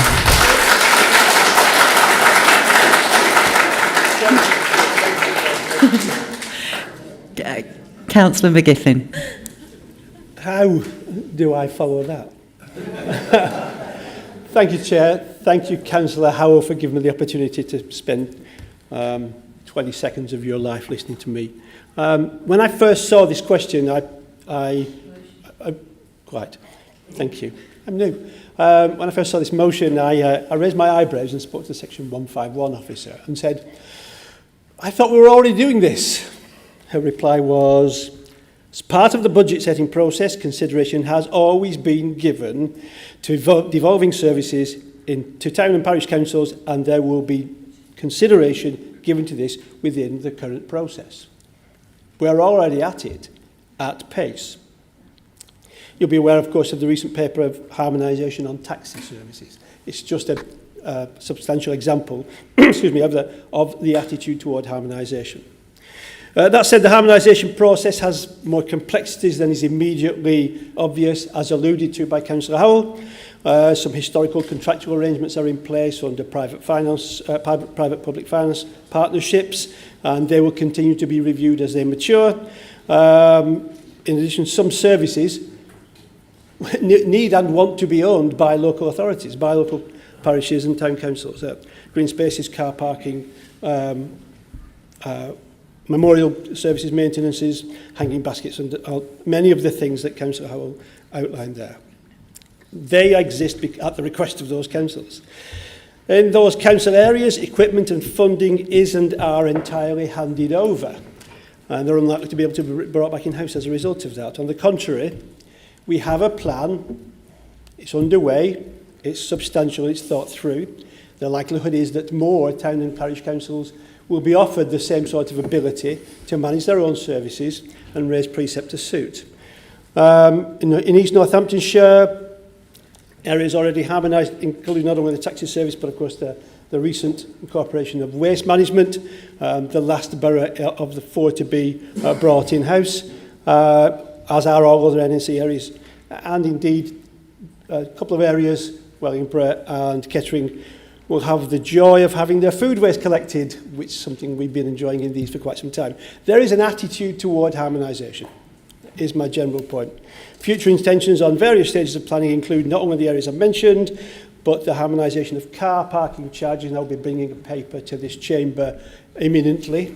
Then it'll be wherever possible, the same across all the NNC footprints. I will therefore be voting against this motion as the principle of harmonisation is already embedded and very well established.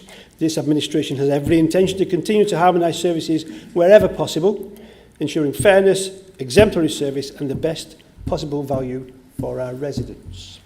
Thank you. Thank you, Councillor. Councillor Pengelly. Yeah, I'm a little bit confused by Councillor Howell's statement, because what we should be looking at is when the new unity came into place, what happened differently to these towns and parishes and what's happening before. And looking at some of these parishes, they were paying for the graveyards, for the grass cutting, for the lighting and everything 10, 20, 30 years before unionisation took place. It's nothing new. If you're looking at a policy to change that, that should be part of what you're looking at. It should be something completely different. And I remember time after time myself, Councillor McGee and other councillors were asking about car parking, and how come the people up there have to pay to park in Corby and it's free in Wellingborough? And I'm just wondering, Councillor, do you think that when this report comes forward there should be free parking in Corby, Kettering and Wellingborough, or what's your view on that with harmonisation? Thank you. Thank you, Councillor. Councillor Fedorovich, please.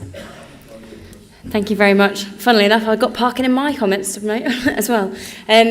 Obviously, in principle, harmonisation is something that we're already doing. I think there are some issues in terms of parking being one in Kettering. We're paying exceptionally more than the rest. But I think there's not a very clear timeline, and some of these outstanding bits of harmonisation isn't very clear to the public. So I think for me, on the transparency and principle part of this, that's actually a really good part of this motion. My big question is, why wasn't this sorted during the last 4 years? What are the genuine financial implications of sorting this issue? And if that being said, that's probably why it hasn't been sorted already. I know that this is also kind of why parking's been kicked down the line. So I think also, in general, just sort of speaking on behalf of feedback from the team, there's not really any context as part of this. Again, we're talking about a motion that specifically is like targeting East Northants.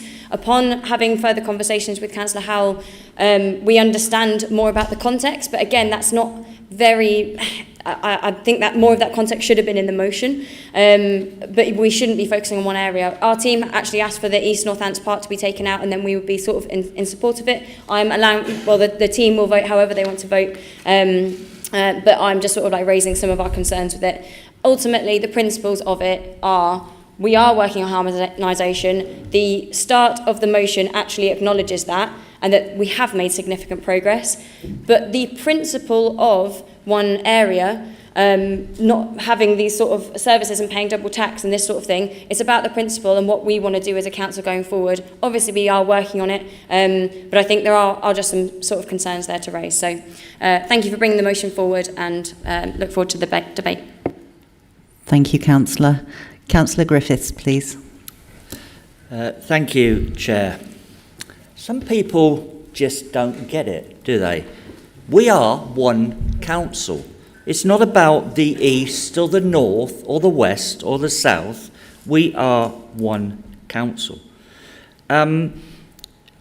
I'm sure the people up in the gallery are confused about phrases like harmonisation, disaggregation, transformation. I lived it for 2 years when we worked to create this new authority. Can I make it absolutely abundantly clear that we will take the difficult decisions that the previous administration has failed to deal with? Thank you, Madam Chair. Thank you, Councillor. We'll now return to the seconder, Councillor Humberstone. Thank you, Madam Chair. And also thank you to Councillor Howell for proposing this motion and to my colleagues for their comments this evening. As this motion states, this is an opportunity to provide parity to all in North Northamptonshire. We were elected in May not only to represent our local communities, but to represent North Northamptonshire. This is not a party political issue. However, the disparity is the most extreme in the former East Northants area. This is an area represented by members from several different parties. We don't agree on everything, but I'm confident we can agree on fairness. Funding is an important issue that many of my town councils have raised with me since my election. One town council last year spent over £9,000 on grass cutting for a single open space. Another had to spend £50,000 to repair one wall. This motion does not commit North Northants Council to anything at this stage. We are simply asking for consideration ahead of the 2026-2027 budget setting. I want to read a segment from this motion which I believe is key. That the opportunity to begin the assessment and future timetable for harmonisation of services across North Northamptonshire so that every resident is treated fairly and no community is required to pay more for the same essential services. Thank you, Chair. Thank you. I will now invite the mover of the motion, Councillor Helen Howell, to close the debate. Thank you, Madam Chairman. It's quite amazing, really, that the leader states that this is one council. Well, try telling that to the residents of East Northants, the former East Northants, who are paying double for services that the rest of this authority residents get, included in their North Northants council tax payment. I listed all of those services. I also stated that over the previous 4 years, this council worked extremely hard to bring North Northants Council into being, bringing 4 authorities, plus also all of those services delivered by the County Council, adult social care, children's social care, and all of those highways services all together. That was no mean feat. And the officers and everybody worked really hard to do that. We are now in a position, bearing in mind we've already started to do some of the harmonisation, and I absolutely agree that. But what I'm trying to talk about here is from a council tax perspective, not parking fees. We don't pay for that within our council tax. And taxi licensing, you don't pay for that. You don't pay to go in a taxi through your council tax. This is about what our residents pay for in their council tax and what services they're actually getting for it. And it is not fair that the residents of the former East Northants have to pay twice. This is purely about asking this authority to crack on. There's no timescales, there's no budgetary requirement here. It's just asking us to all put it in writing that we are absolutely committed to harmonising across North Northamptonshire. That's purely what it's about. And if members of the opposition and others don't believe in harmonisation, don't believe that it's unfair that our taxpayers on any area of this authority pay double, then go ahead and vote against this motion. But I will be asking for a recorded vote, Madam Chairman. Thank you. If she wants a recorded vote, she has to have the support of 10%, so say 10 members. Yeah, we've got enough. It'll be a recorded vote. Thank you. It'll be a recorded vote. Okay. Thank you. We will now move to vote. Please use your electronic voting buttons, which will appear on your microphone unit once the vote has commenced. You will have 30 seconds to vote. Thank you. The vote has now commenced.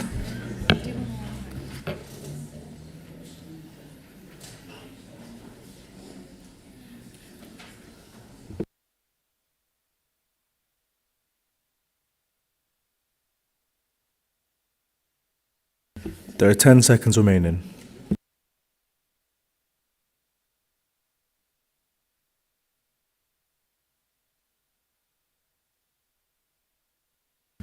The vote has now ended. The results are as follows. 38 against, 18 in favour, 3 abstentions. The motion is lost. Okay, motion 5. Please may I see Councillor Helen Howell to move the motion, please.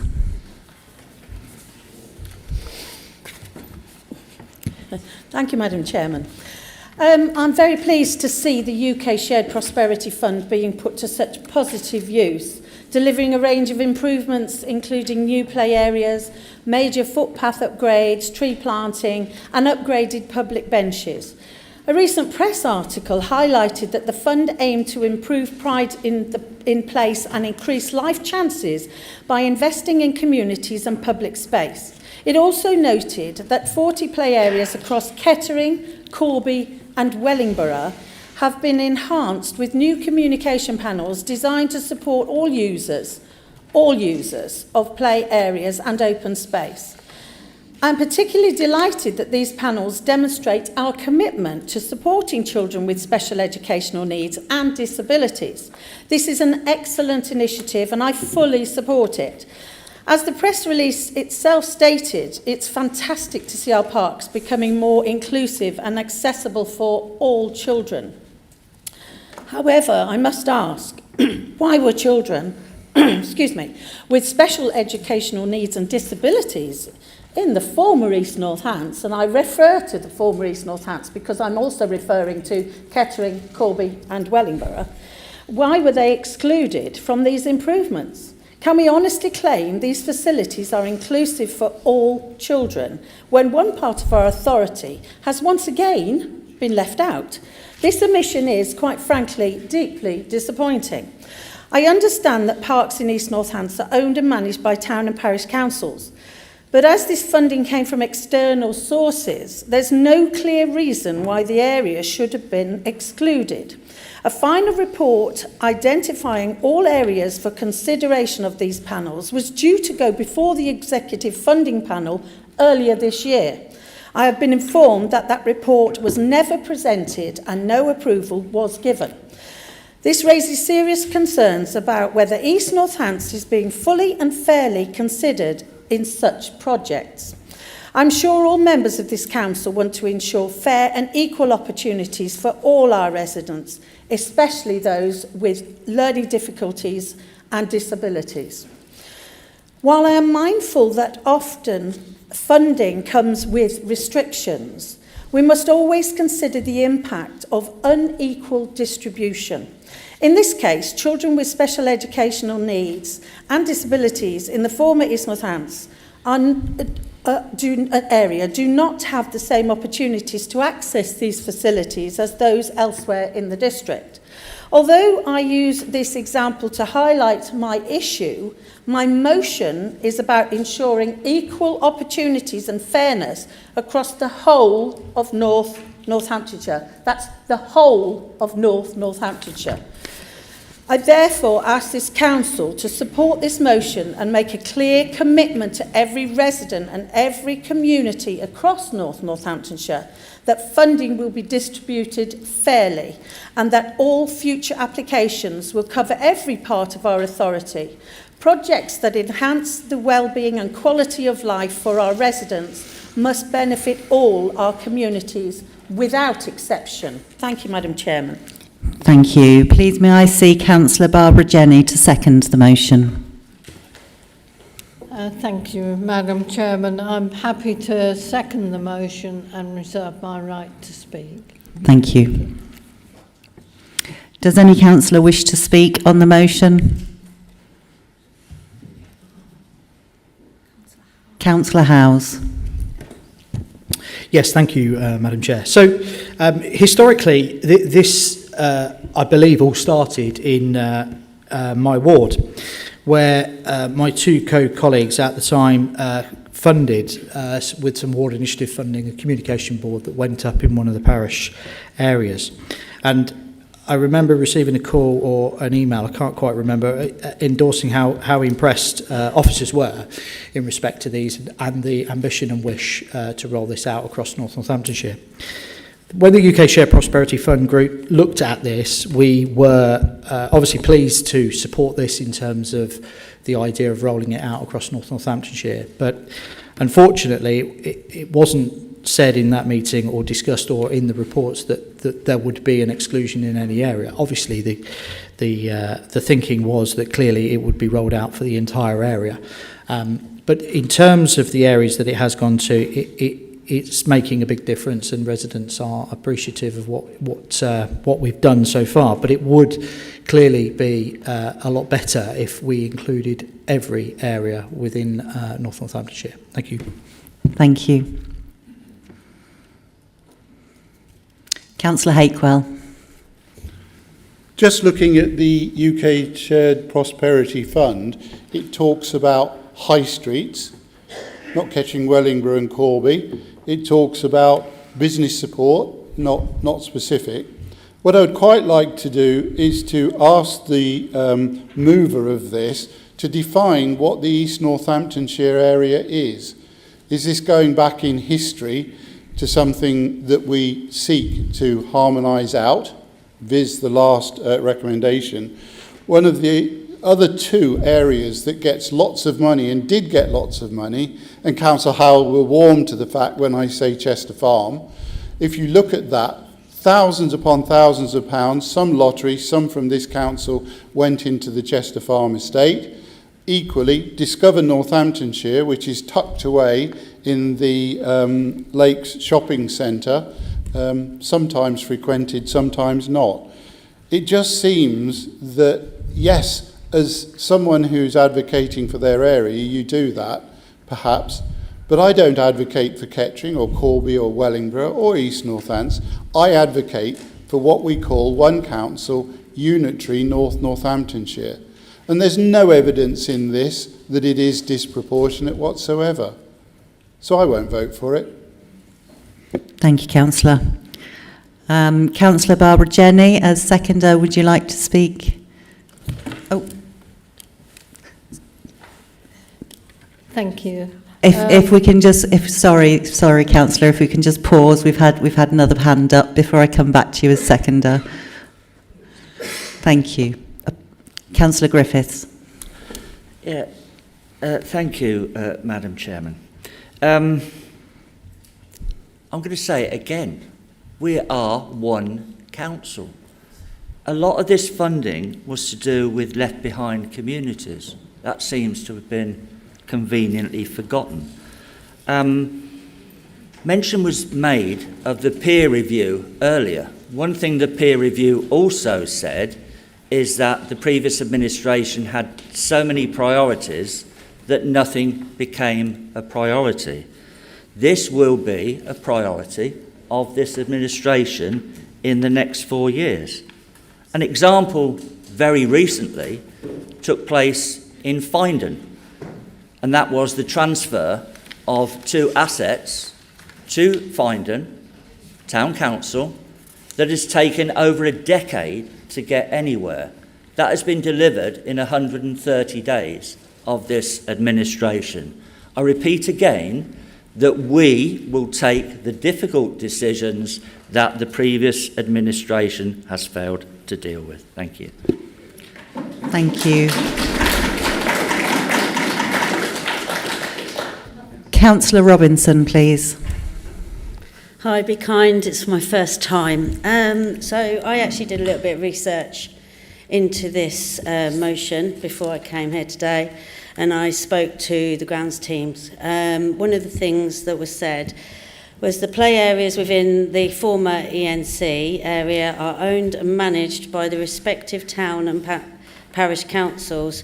No budget within the NNC exists for impactation, I'm not sure that's a word, maintenance or capital improvements being the sole responsibility of the landowners. So that does make it a little bit difficult to make that the same across the whole of North Northampton because there's different ownerships.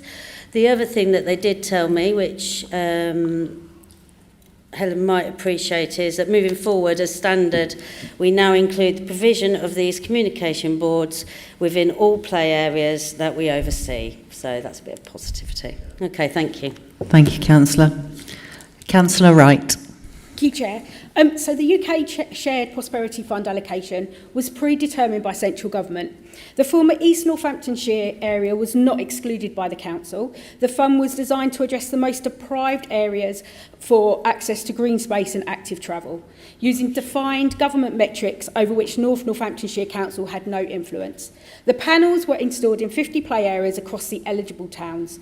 These sites were chosen because they were located in the most deprived areas, near schools with SEND provision, have high levels of footfall, and were identified through engagement with SEND parent networks and the NCT. It is also too important to note that play areas in the former East Northamptonshire area are primarily owned and managed by the local town and parish councils. North Northamptonshire Council does not hold a budget for their capital improvements or maintenance, which remain the responsibility of the landowners. Looking ahead, the Council is preparing a consultation to inform a new play area strategy. This will help shape future provision of play spaces across the whole authority. In addition, inclusive communication boards are now being included as a standard feature in all upcoming play areas projects funded through Section 106 contributions or external grants. For these reasons, while the motion's intentions are understood, it cannot be supported as worded because the funding rules and responsibilities are clearly defined. Thank you, Councillor.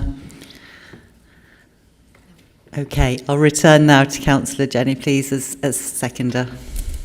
Right. Thank you. Well, I accept the comments made by various councillors, but I would ask members to support this motion put forward by Councillor Howell. It's vital we demonstrate parity across the whole of North Northants Council so all areas feel valued and benefit equally from funding grants made to the council. So I would ask support for this motion. Thank you. Thank you. I will now invite the mover of the motion, Councillor Helen Howell, to close the debate, please. Thank you. Thank you, Madam Chairman. It's yet again seems to be one rule for one and another for the former East, seems to be to me. Yet again, I'll go back to Councillor Wright's comments with regards to the town and parishes owning the land, and that's absolutely right. And NNC funds are not to be used to maintain that land, but this is shared prosperity funding. We're not asking for taxpayers of NNC to cover the maintenance or installation of anything. This is funding. So why is it that that funding should not be equally shared across the whole of North Northamptonshire?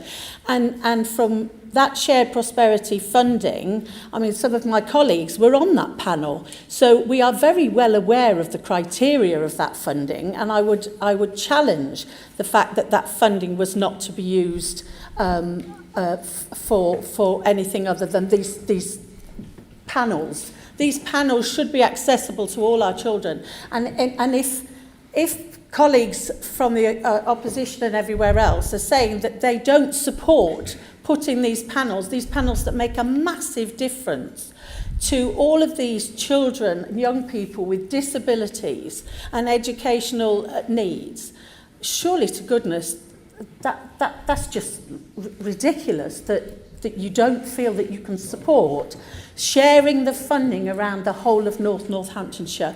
It absolutely beggars belief, Madam Chairman. As for where am I?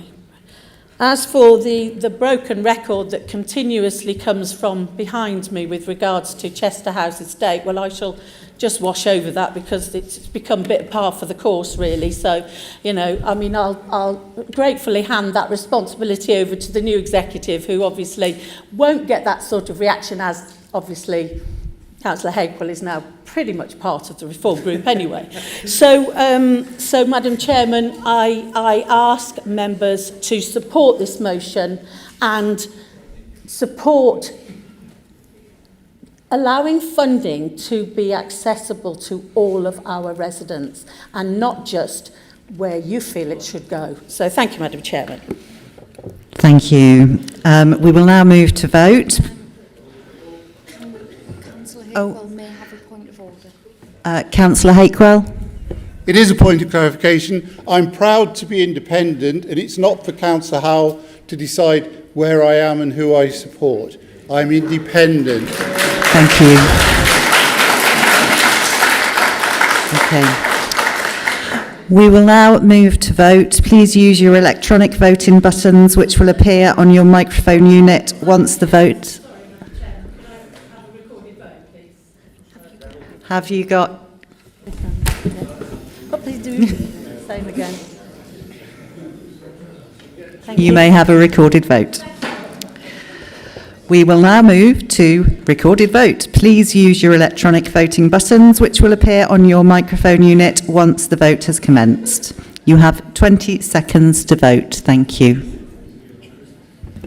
The vote has now commenced.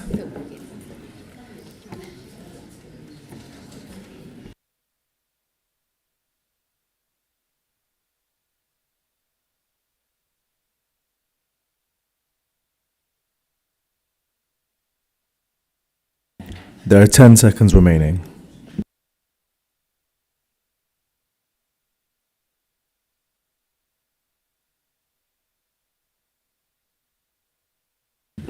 The vote has now ended. The results are as follows: 39 against, 15 in favour, 5 abstentions. The motion is lost. Before we move on to motion 6, can we just take a very quick 10-minute comfort break?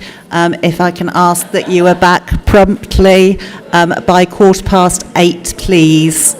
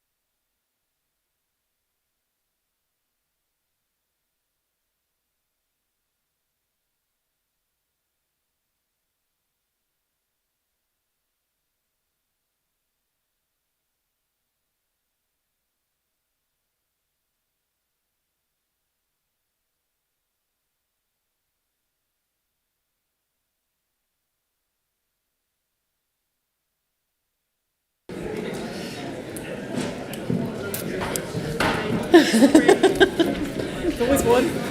Okay. I was trying to bring them to somebody.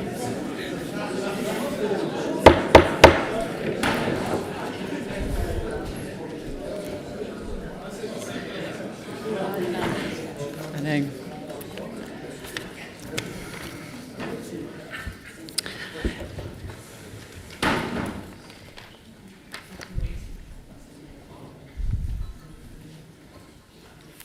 Okay, motion number 6. Please may I see Councillor Emily Fedorovich to move the motion.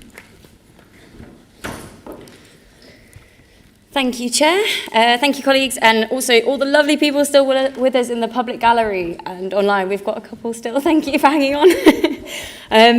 Thank you very, very much.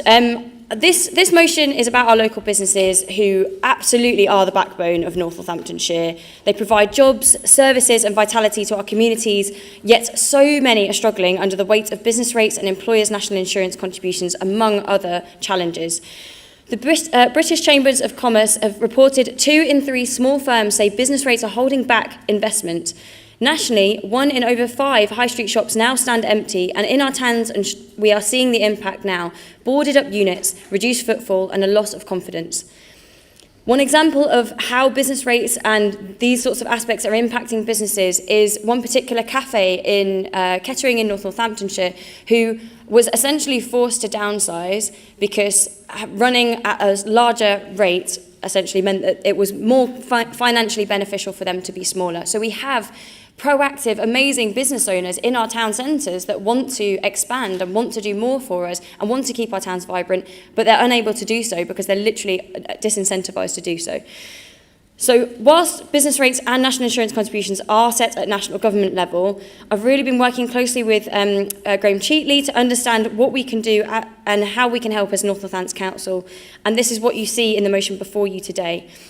This hopes to clearly outline our appreciations of the struggles businesses are facing and also how we can best support. The Labour government has already said that they plan to reduce business rates in April 2026. They're looking to reduce the multiplier. But in the meanwhile, business rates relief has been reduced from 70% to 40%. So this is an added pressure right now for businesses with no clear idea of how much they will reduce in April. Anything we can do is very much appreciated. And I know we're all united in the need to look after our local businesses, so this is hopefully just a clear, constructive response, and these are the things that it outlines that we'll try to do. So engaging with local members of Parliament, writing formally to the relevant government representatives. We've discussed and outlined a few that would be very pertinent to contact about this, outlining the scale of the challenge, and just giving some examples to make sure that Westminster are aware of what's happening on the ground, and also reviewing the ways in which North Northants Council can assist businesses locally, both directly through partnership and through our website and providing information to support them at this critical time. So I think with all this in mind, I really hope that we can all support this motion today and just sort of show a unified approach that we really do care about our businesses and we're going to do what we can to help them. But thank you very much, everyone, today. Thank you, Councillor. May I see Councillor Graham Cheatley to second the motion? Chair, I'm very pleased to second this motion, and I'd like to thank Councillor Vorosevich for the opportunity to actually discuss this in great length. Over the last few weeks, I've spoken with several business owners, and this motion rightly highlights the growing pressure on local businesses in North Northamptonshire due to the combined burden of business rates and employers' national insurance contributions. They also, some of those people I've spoken to, also mentioned the minimum wage as well as also a pressure. So these financial pressures are having a real and damaging impact on our high streets and town centres and the broader local economy. So why does this matter? As has already been mentioned, local businesses are the backbone of our communities. They provide jobs, services and character to our town centres. However, many are struggling to stay afloat due to the rising costs and economic uncertainty. So the motion identifies 3 key concerns for me. Restricted business growth, high fixed costs are preventing businesses from expanding or investing, discouragement of new enterprises, so entrepreneurs are hesitant to start new ventures due to financial risk, and thirdly, downsizing and closures So some businesses are being forced to reduce operations or shut down entirely. And I've seen some graphs recently, and already that is happening in North Northamptonshire. Those businesses are closing down. So these issues contribute to the decline of our town centres, leading to empty shops and a weakened sense of community. So what are the current council efforts and also government policy? So North Northants Council has already been active in lobbying government on these issues, directly lobbying and also through CCN, the County Council Network, and the LGA.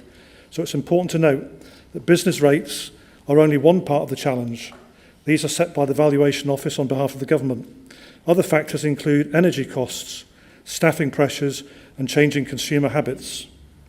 In October 2024, the government has published a paper on transforming business rates, with those changes set to take effect from 26 to 27.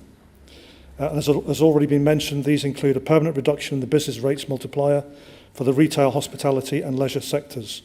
So this will apply to properties with a rateable value of under £500,000, which covers many small and medium-sized businesses in our area. So whilst this is a positive step, it does not address the immediate challenges businesses face today. There is still a need for urgent and targeted support. So the motion proposes 3 practical actions. Engaging with MPs has already been mentioned. This will ensure that local voices are heard at national level. We'll look to write to the government as well to provide formal evidence of the scale of the issue in North Northamptonshire. So reviewing local support mechanisms allows NNC to explore new ways to help businesses, including better use of the council's website. It's really important that people know where to go, a central place where to go to see what help is available.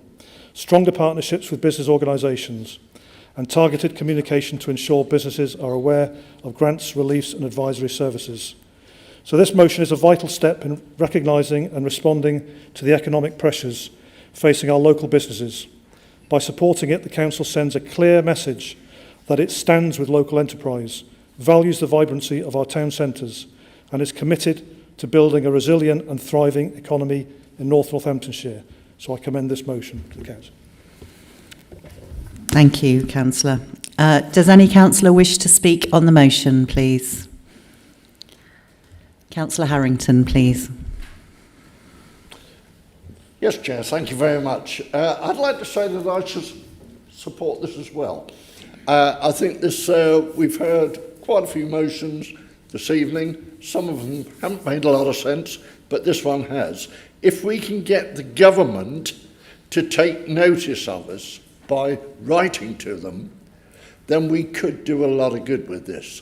There's a lot of businesses which I know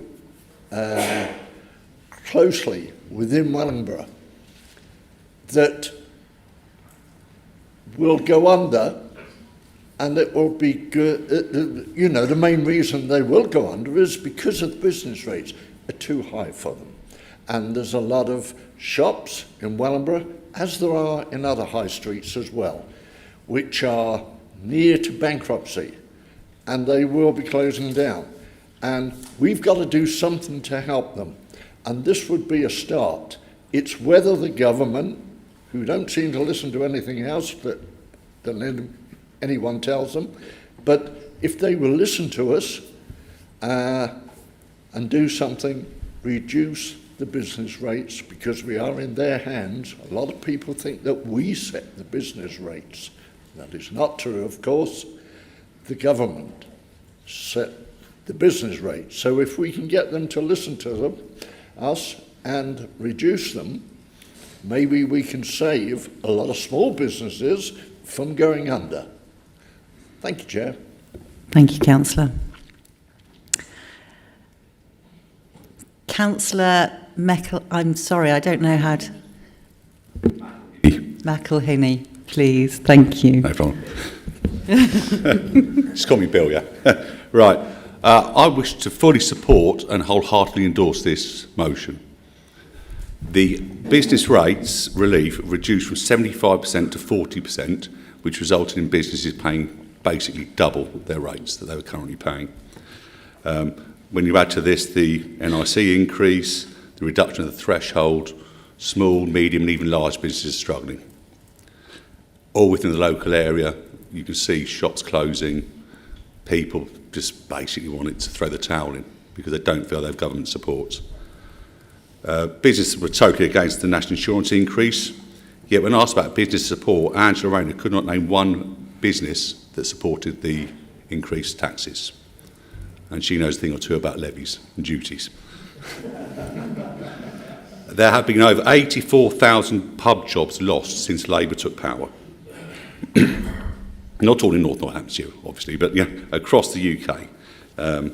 There are small businesses that will be accelerating their investment in outsourcing work from overseas because we cannot compete with the rates that the overseas organisations pay. Frankly, I think we need to implore the local MPs and the government to take some serious action to save not just North Northamptonshire but the whole country. Thank you. Thank you, Councillor. Councillor Griffiths. Thank you, Madam Chairman. Isn't it good when the full council of North Northamptonshire can get behind a basically an opposition motion? We, as an administration, will support meaningful motions that put the interests of businesses and residents first. We will oppose parochial, party politically motivated motions that don't. And I fully support this motion, and I would like to think that every single one of the councillors in this room can support it. Thank you. Thank you, Councillor. Councillor McLean, please. Thank you, Chair. I'm a bit of a newbie at this game, and I don't normally stand up and say anything, but having been in business for 20 years, albeit not in this country, I'm well aware of the rising costs that businesses, that affects them every day. And one of the things that you see here is our towns are just closing down, and there's not a lot we seem to be able to do about it. And when the government keeps going to the well and asking for more and more and more, then the well will just dry up. So we need to support this and try and support our people in the towns by any way we can, even if it just means going in and shopping for something, rather than take that parcel in at the door. Thank you, Chair. Thank you, Councillor. I will now invite the mover of the motion, Emily Fedorovitz, to close the debate. Thank you very much, Chair. I don't have much else to say other than I sincerely thank you all for your support, and I think all the effort from Jan as well, and Martin Griffiths and Graham, I think we've really come to something that hopefully will really show businesses that we're listening. And I agree, I actually do think lobbying central government is going to be incredibly powerful, and it should be something that we do a lot more, actually. So let's take some of these views forward to central government and make sure that these voices are heard. Thank you very much. Thank you, Councillor. We will now move to vote. Please use your electronic voting buttons, which will appear on your microphone unit once the vote has commenced. You will have 30 seconds to vote. Thank you. The vote has now commenced.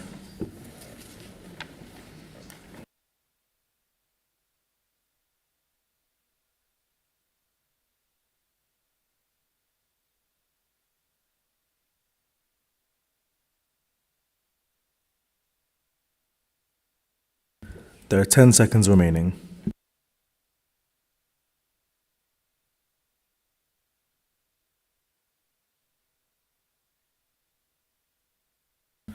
The vote has now ended. The results are as follows. 56 in favour, 3 abstentions, 0 against. The motion is carried. Okay, motion 7.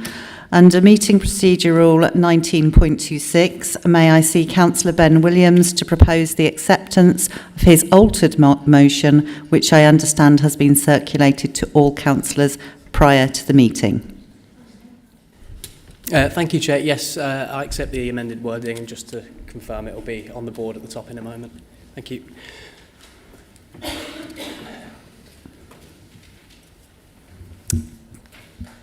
Yep, we can see that. Okay, Councillor Jameson, as seconder of the original motion, do you consent to the altered motion, please?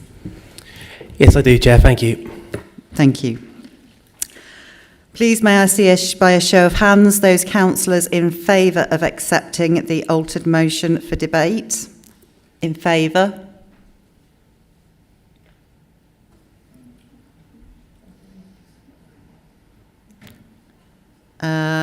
Those against?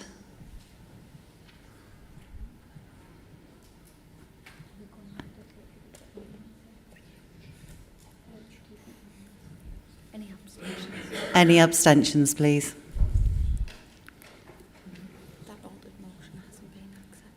The altered motion has not been accepted.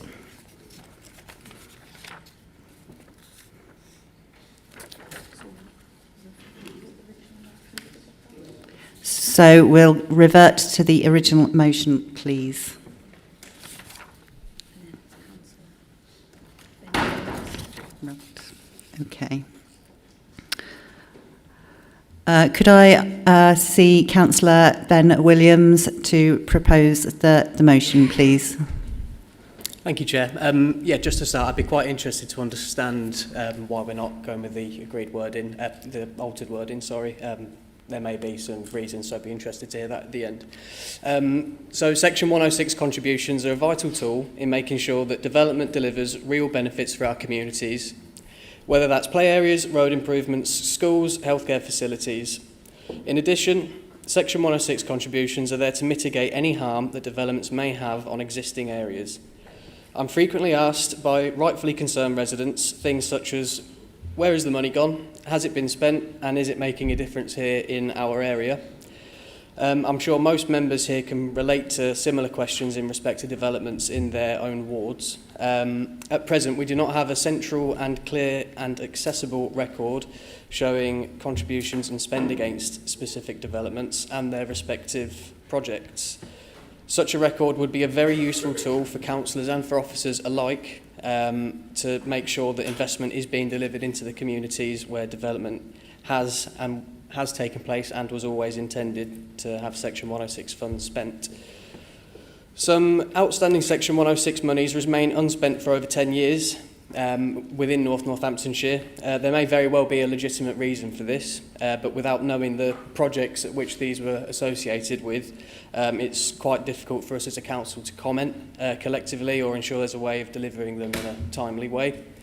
Inflation, bane of our lives. If projects intended to be funded by Section 106 are not commenced in a timely manner, inflation could and already is eating away at the viability of some of these projects, leaving some communities feeling empty-handed.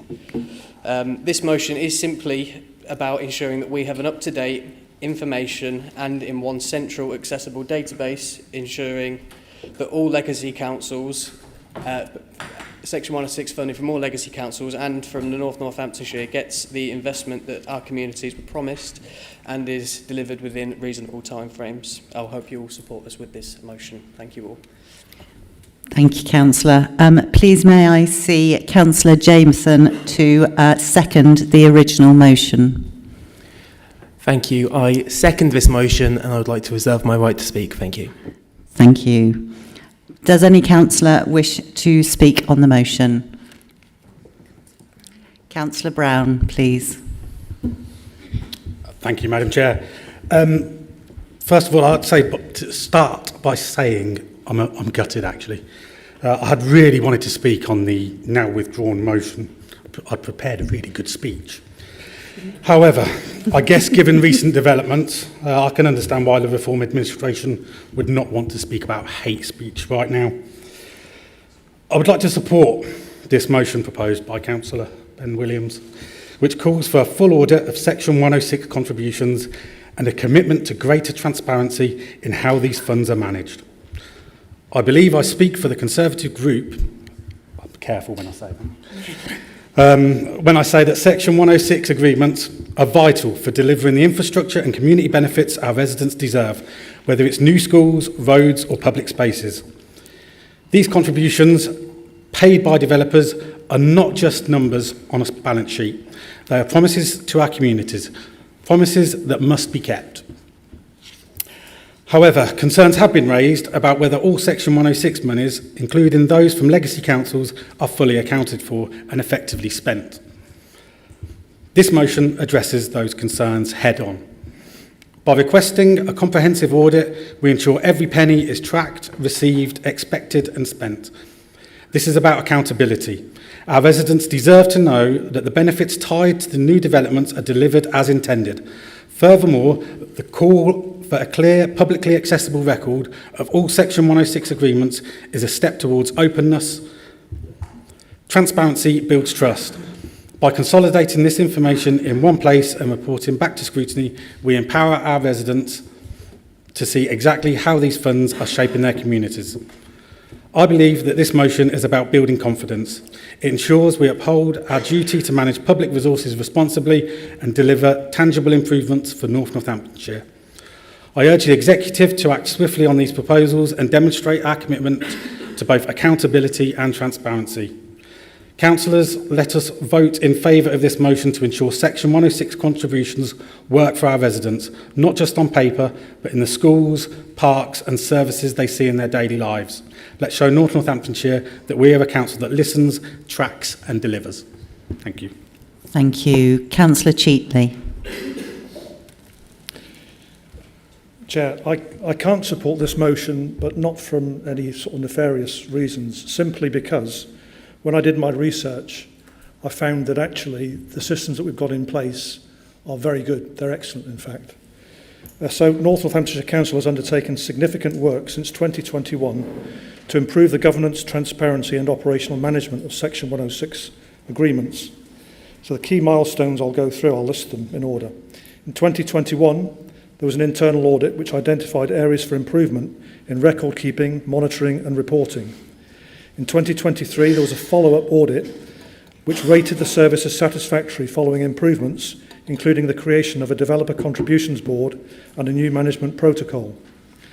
A planning advisory service peer review in 2023 recognised progress in harmonising legacy data and publishing the infrastructure funding statement, which I'll come on to shortly. A scrutiny working group review in 2024, so only a year ago, recommended further improvements in resourcing, ICT systems and member town and parish council engagement. So current actions and progress. The council has already initiated several actions aligned with the intent of this motion.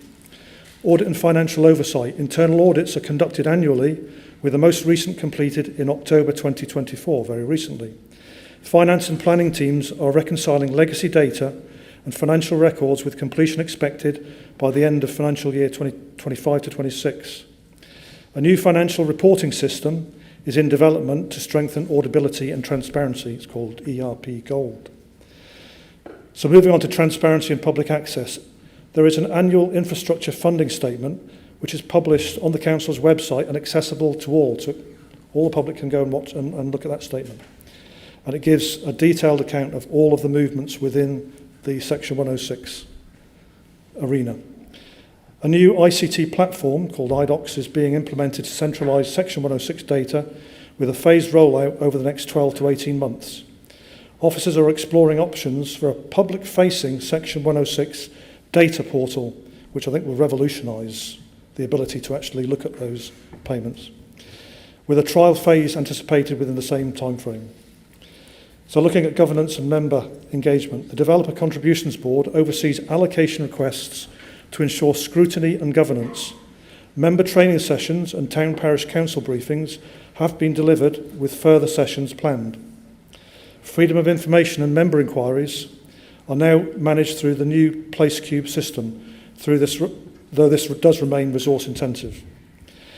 So the dedicated Section 106 team is small. I believe it's about 2 to 3 officers, and additional audit or reporting requirements may reduce capacity for core functions such as planning, application reviews and developer negotiations.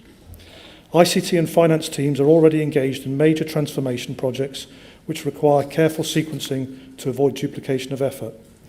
So I would like to take this opportunity to thank the officers and staff involved in the Section 106 process for the significant progress, which I've already mentioned, which has made improving governance and transparency. Councillor, time, please.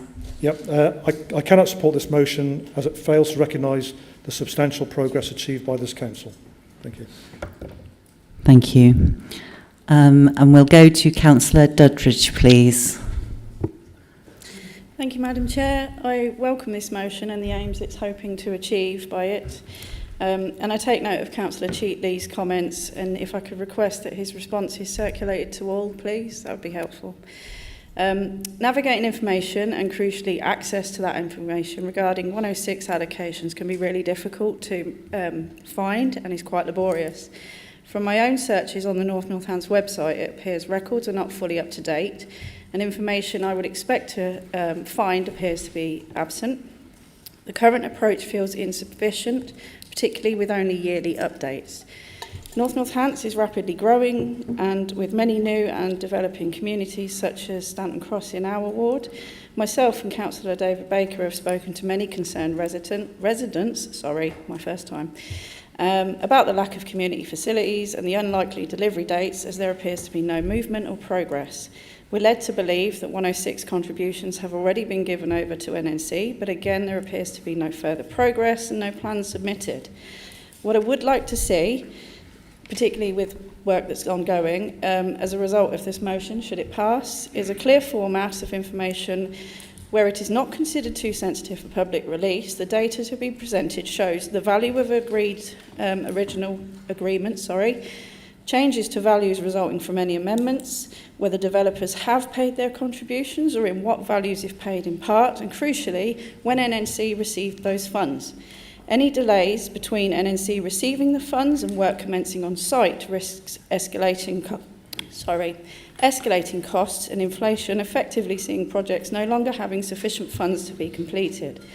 Knowing when money was handed over, what the next step should be, by whose responsibility, and by what start and end dates, even if only estimates, would help many of us here in this room hold the council to account when money is not being actioned. Our residents are relying on a timely process, and I would urge that everybody supports this motion. Thank you.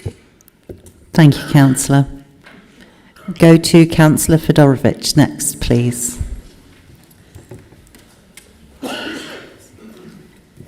Thank you very much, Chair. I'm disappointed that the administration have decided not to permit the amended wording for this debate so that we can have a full and proper conversation about this. The new wording was very carefully done. It was revised multiple times based off conversations from multiple members of the Reform Party, and they took on things of where to send this to and to make sure that it had teeth and there was some real useful action out of this.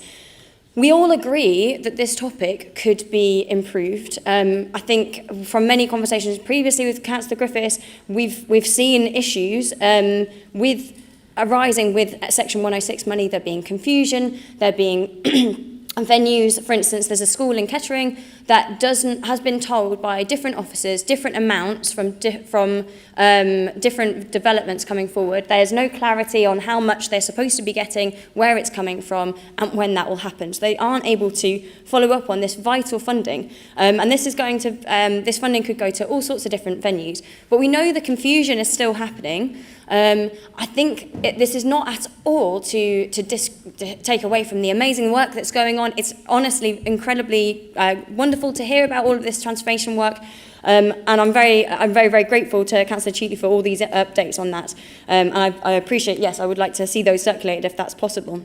But the systems we might be improving, but I think it's a case of how do we make this better? How do we raise this through the correct channels? The original rewording of this was to take it to scrutiny, but then Councillor Griffiths suggested that the best place would be to take it to the Planning Improvement Board and suggested that we might do that within the first couple of sessions. And I think that was exactly what was Councillor Williams and Jameson suggested as their alternative motion that we were going to debate tonight. So wherever this goes, and I think the existing motion that we are now debating is about executive essentially considering this, which at some point they would have to anyway if this went to the Planning Improvement Board. So I think whichever channels, this motion still stands and the importance of it is still there. The only thing that we could potentially take out to make sure that we make sure that it's sound is concerns have been raised about whether all monies have been fully accounted for and reported on. But legally this was accepted as a motion, and I think the key thing here is that we have got legacy councils. And I personally am still concerned. I'm still concerned that I don't know that we have everything accounted for. And I want to know. I want to know and have a bit of a deep dive into that. So if that's the case, then I think just bringing that back as some sort of formality to councillors would be really, really helpful. But obviously, a lot of work has been going on behind the scenes, and I very much appreciate that as well. So just bear with me to wrap up. Yes, I think that's actually all my comments. So, but the thing is, it's about a principle. This is a principle. We want to leverage the most that we can from the developments that come forward, the most for our local residents, and it's just about how can we improve this. Time, Councillor. Thank you very much. Thank you.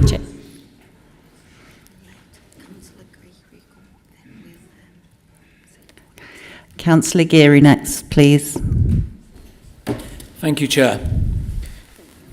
It's been a great frustrating experience trying to find out about S106s for the whole of Kettering. And it looks like some progress has been made.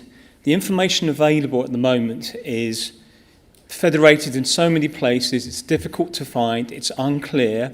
We meet our legal obligations, but from the point of view of trying to find information in a clear and transparent fashion, we collectively fail.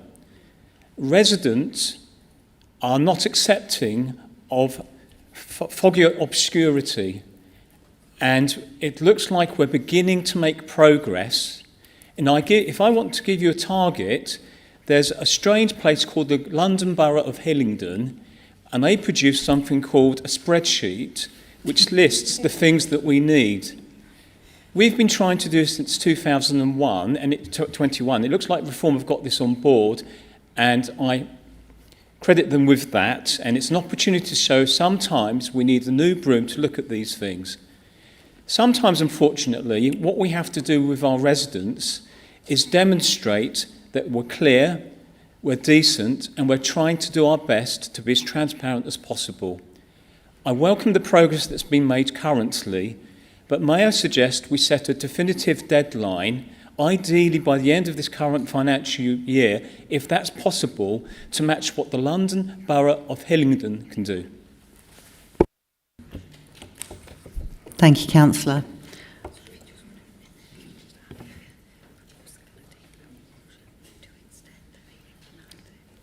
Okay. Yeah, I think, yeah. Before we move on, may I seek a mover and a seconder to propose to extend the meeting to 9:30 p.m. tonight, please?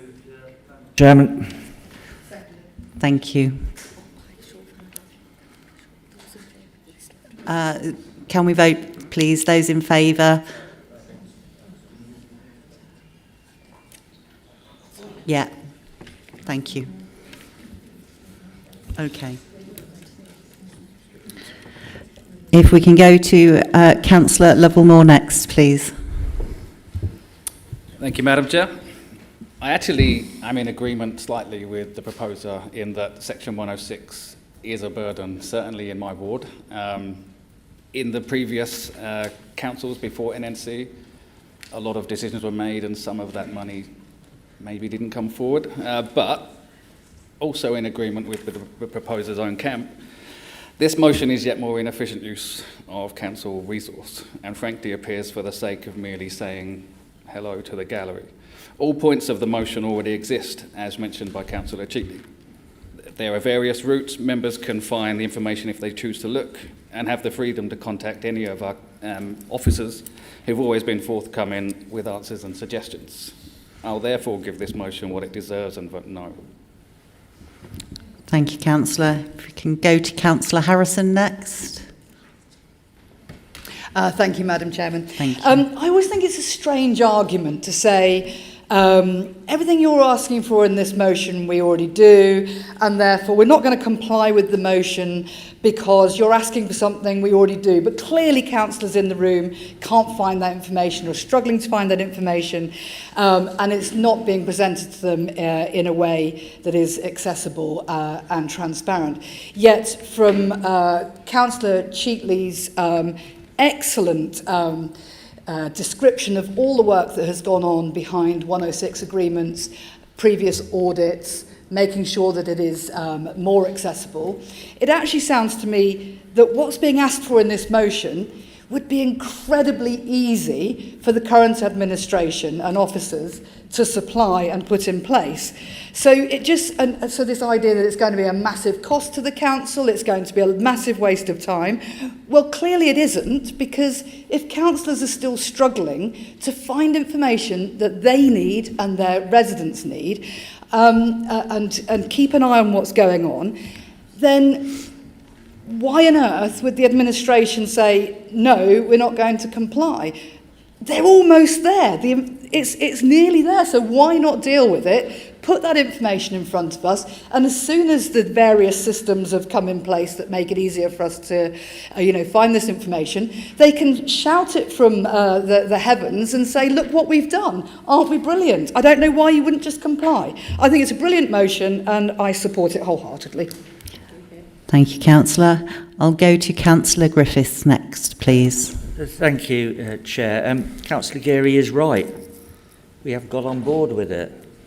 He's absolutely spot on.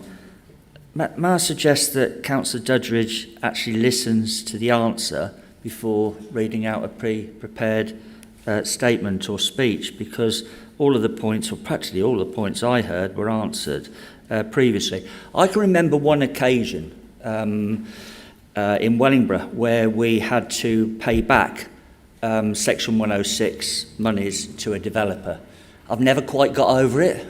It's galling. It is very, very frustrating. But I think, as the details were given out earlier, we've got a control on this. We're also in a period of about to reboost our Planning Improvement Board. And that Planning Improvement Board can look at Section 106 as we go on. And that's why I attempted to get a resolution to this motion that we could all agree, but we didn't quite get there. So the tools are there. They're all in place. We're starting the Planning Improvement Board yet again. Let's... one other thing. If anybody's got any examples of things where they don't think Section 106 monies have been handled properly, there is the Members' Inquiry Programme to put those on, or even email me and I'll get it investigated. Easy. Thank you, Councillor. And if I could go to Councillor Pengelly now, please. I'm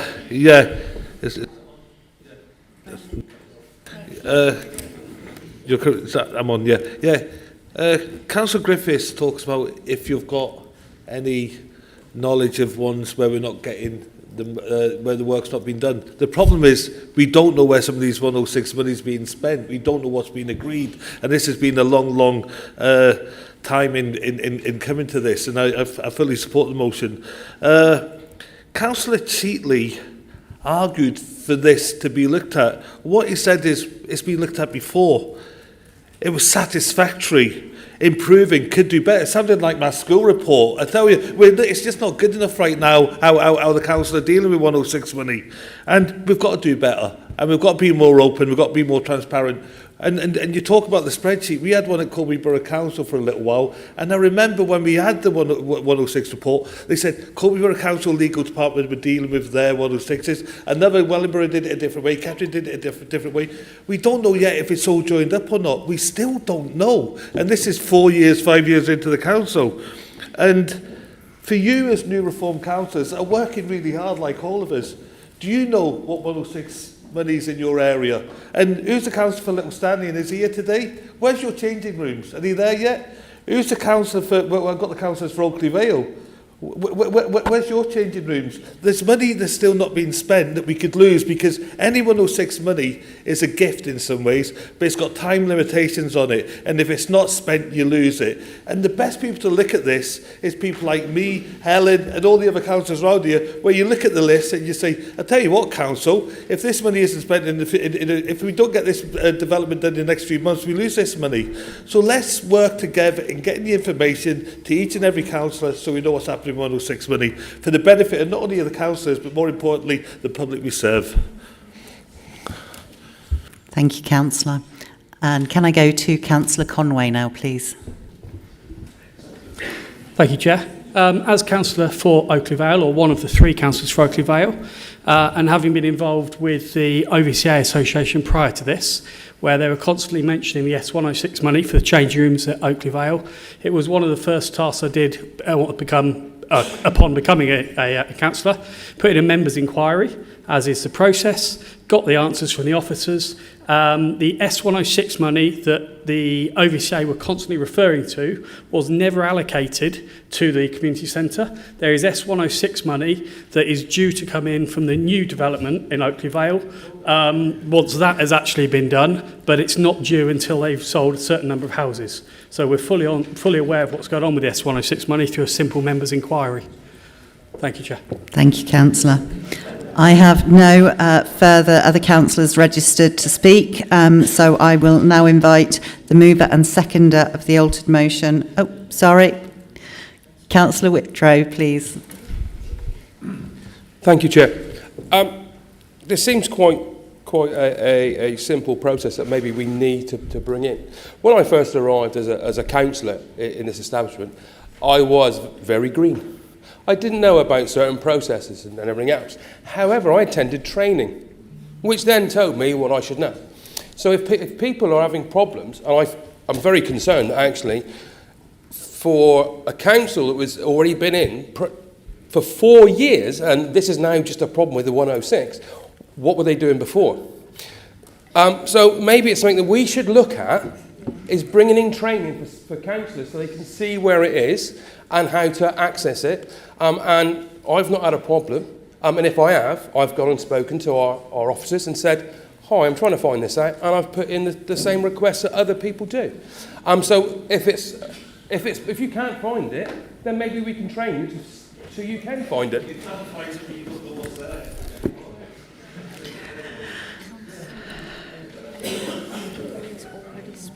Yeah. No.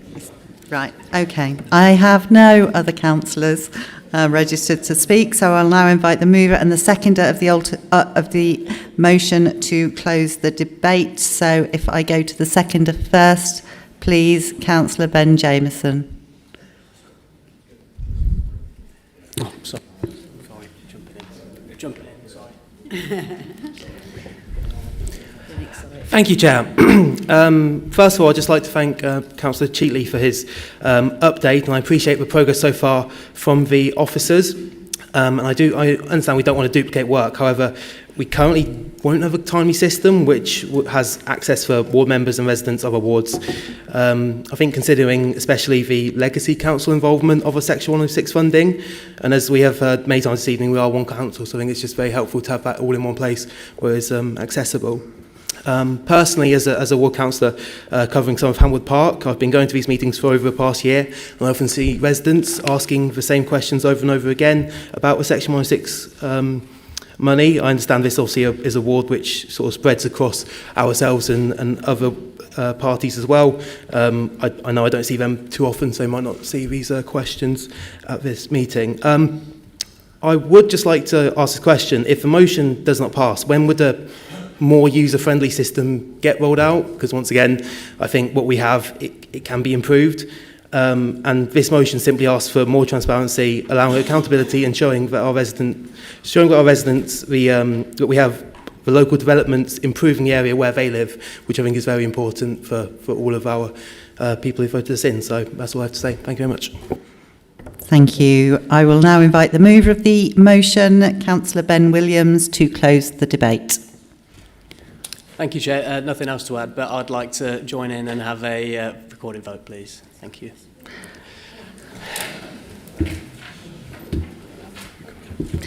It will be recorded. Thank you.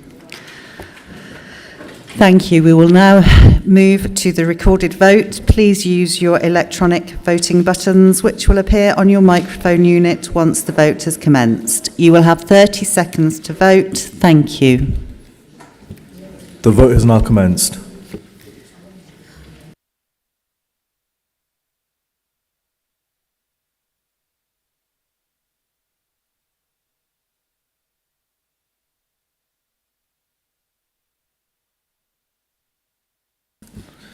There are 10 seconds remaining.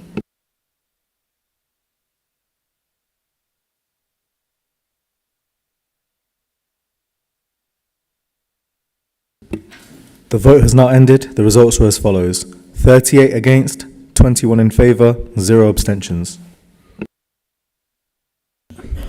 The motion is lost.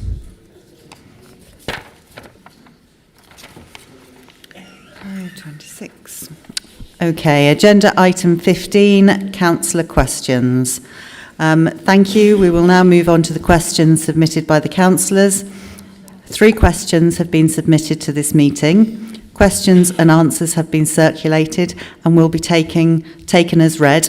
I will therefore invite supplementary questions and ask that supplementary questions and responses should be concise.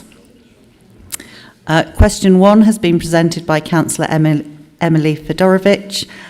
Councillor, do you have any supplementary questions? Yes, Chair, thank you, I do. Firstly, thank you very much for the response, and I know we've been working with Councillor McGriffin on this, so sorry about that. Mainly, I just wanted to ask what the timelines were like for keeping on top of this problem going forward. I know that the ongoing challenges still remain, and also if they're going to consider, or if the administration are considering piloting an environmentally friendly alternative, such as things like foam stream or a similar approach that other councils have found successful to manage weeds. Thank you. And I believe Councillor Harrison has a... Okay. Councillor McGiffin to respond, please, or provide a written response. Thank you, Chair. Thank you, Emily. Emily and I have discussed this at length. And during that conversation and in subsequent documentation, I shared the extensive testing of other alternatives, cutting and strimming, friction steel brushes, thermal treatments, biological other treatments there, including foam, all of which were punishingly much more expensive and less successful than using glyphosate. Glyphosate is a legally licensed herbicide used in the UK. It has a 10-year licence in the EU. It has been closely monitored. It has some downsides. We're actively trying to step away from it where we can, and there is a process of attempting to use much less of it. You've seen the impact of that in our green spaces, where there has been an explosion of Lepidoptera butterfly, as was announced earlier by officers. Foam-based systems show that the operatives covered 1 kilometre in 5 hours compared to 15 minutes with a backpack full of glyphosate. It is also driven by generators requiring 13 litres of fuel per kilometre. Look, there's a lot of statements in here, a lot of detail, that effectively boils down to this. Glyphosate remains the only cost-effective solution.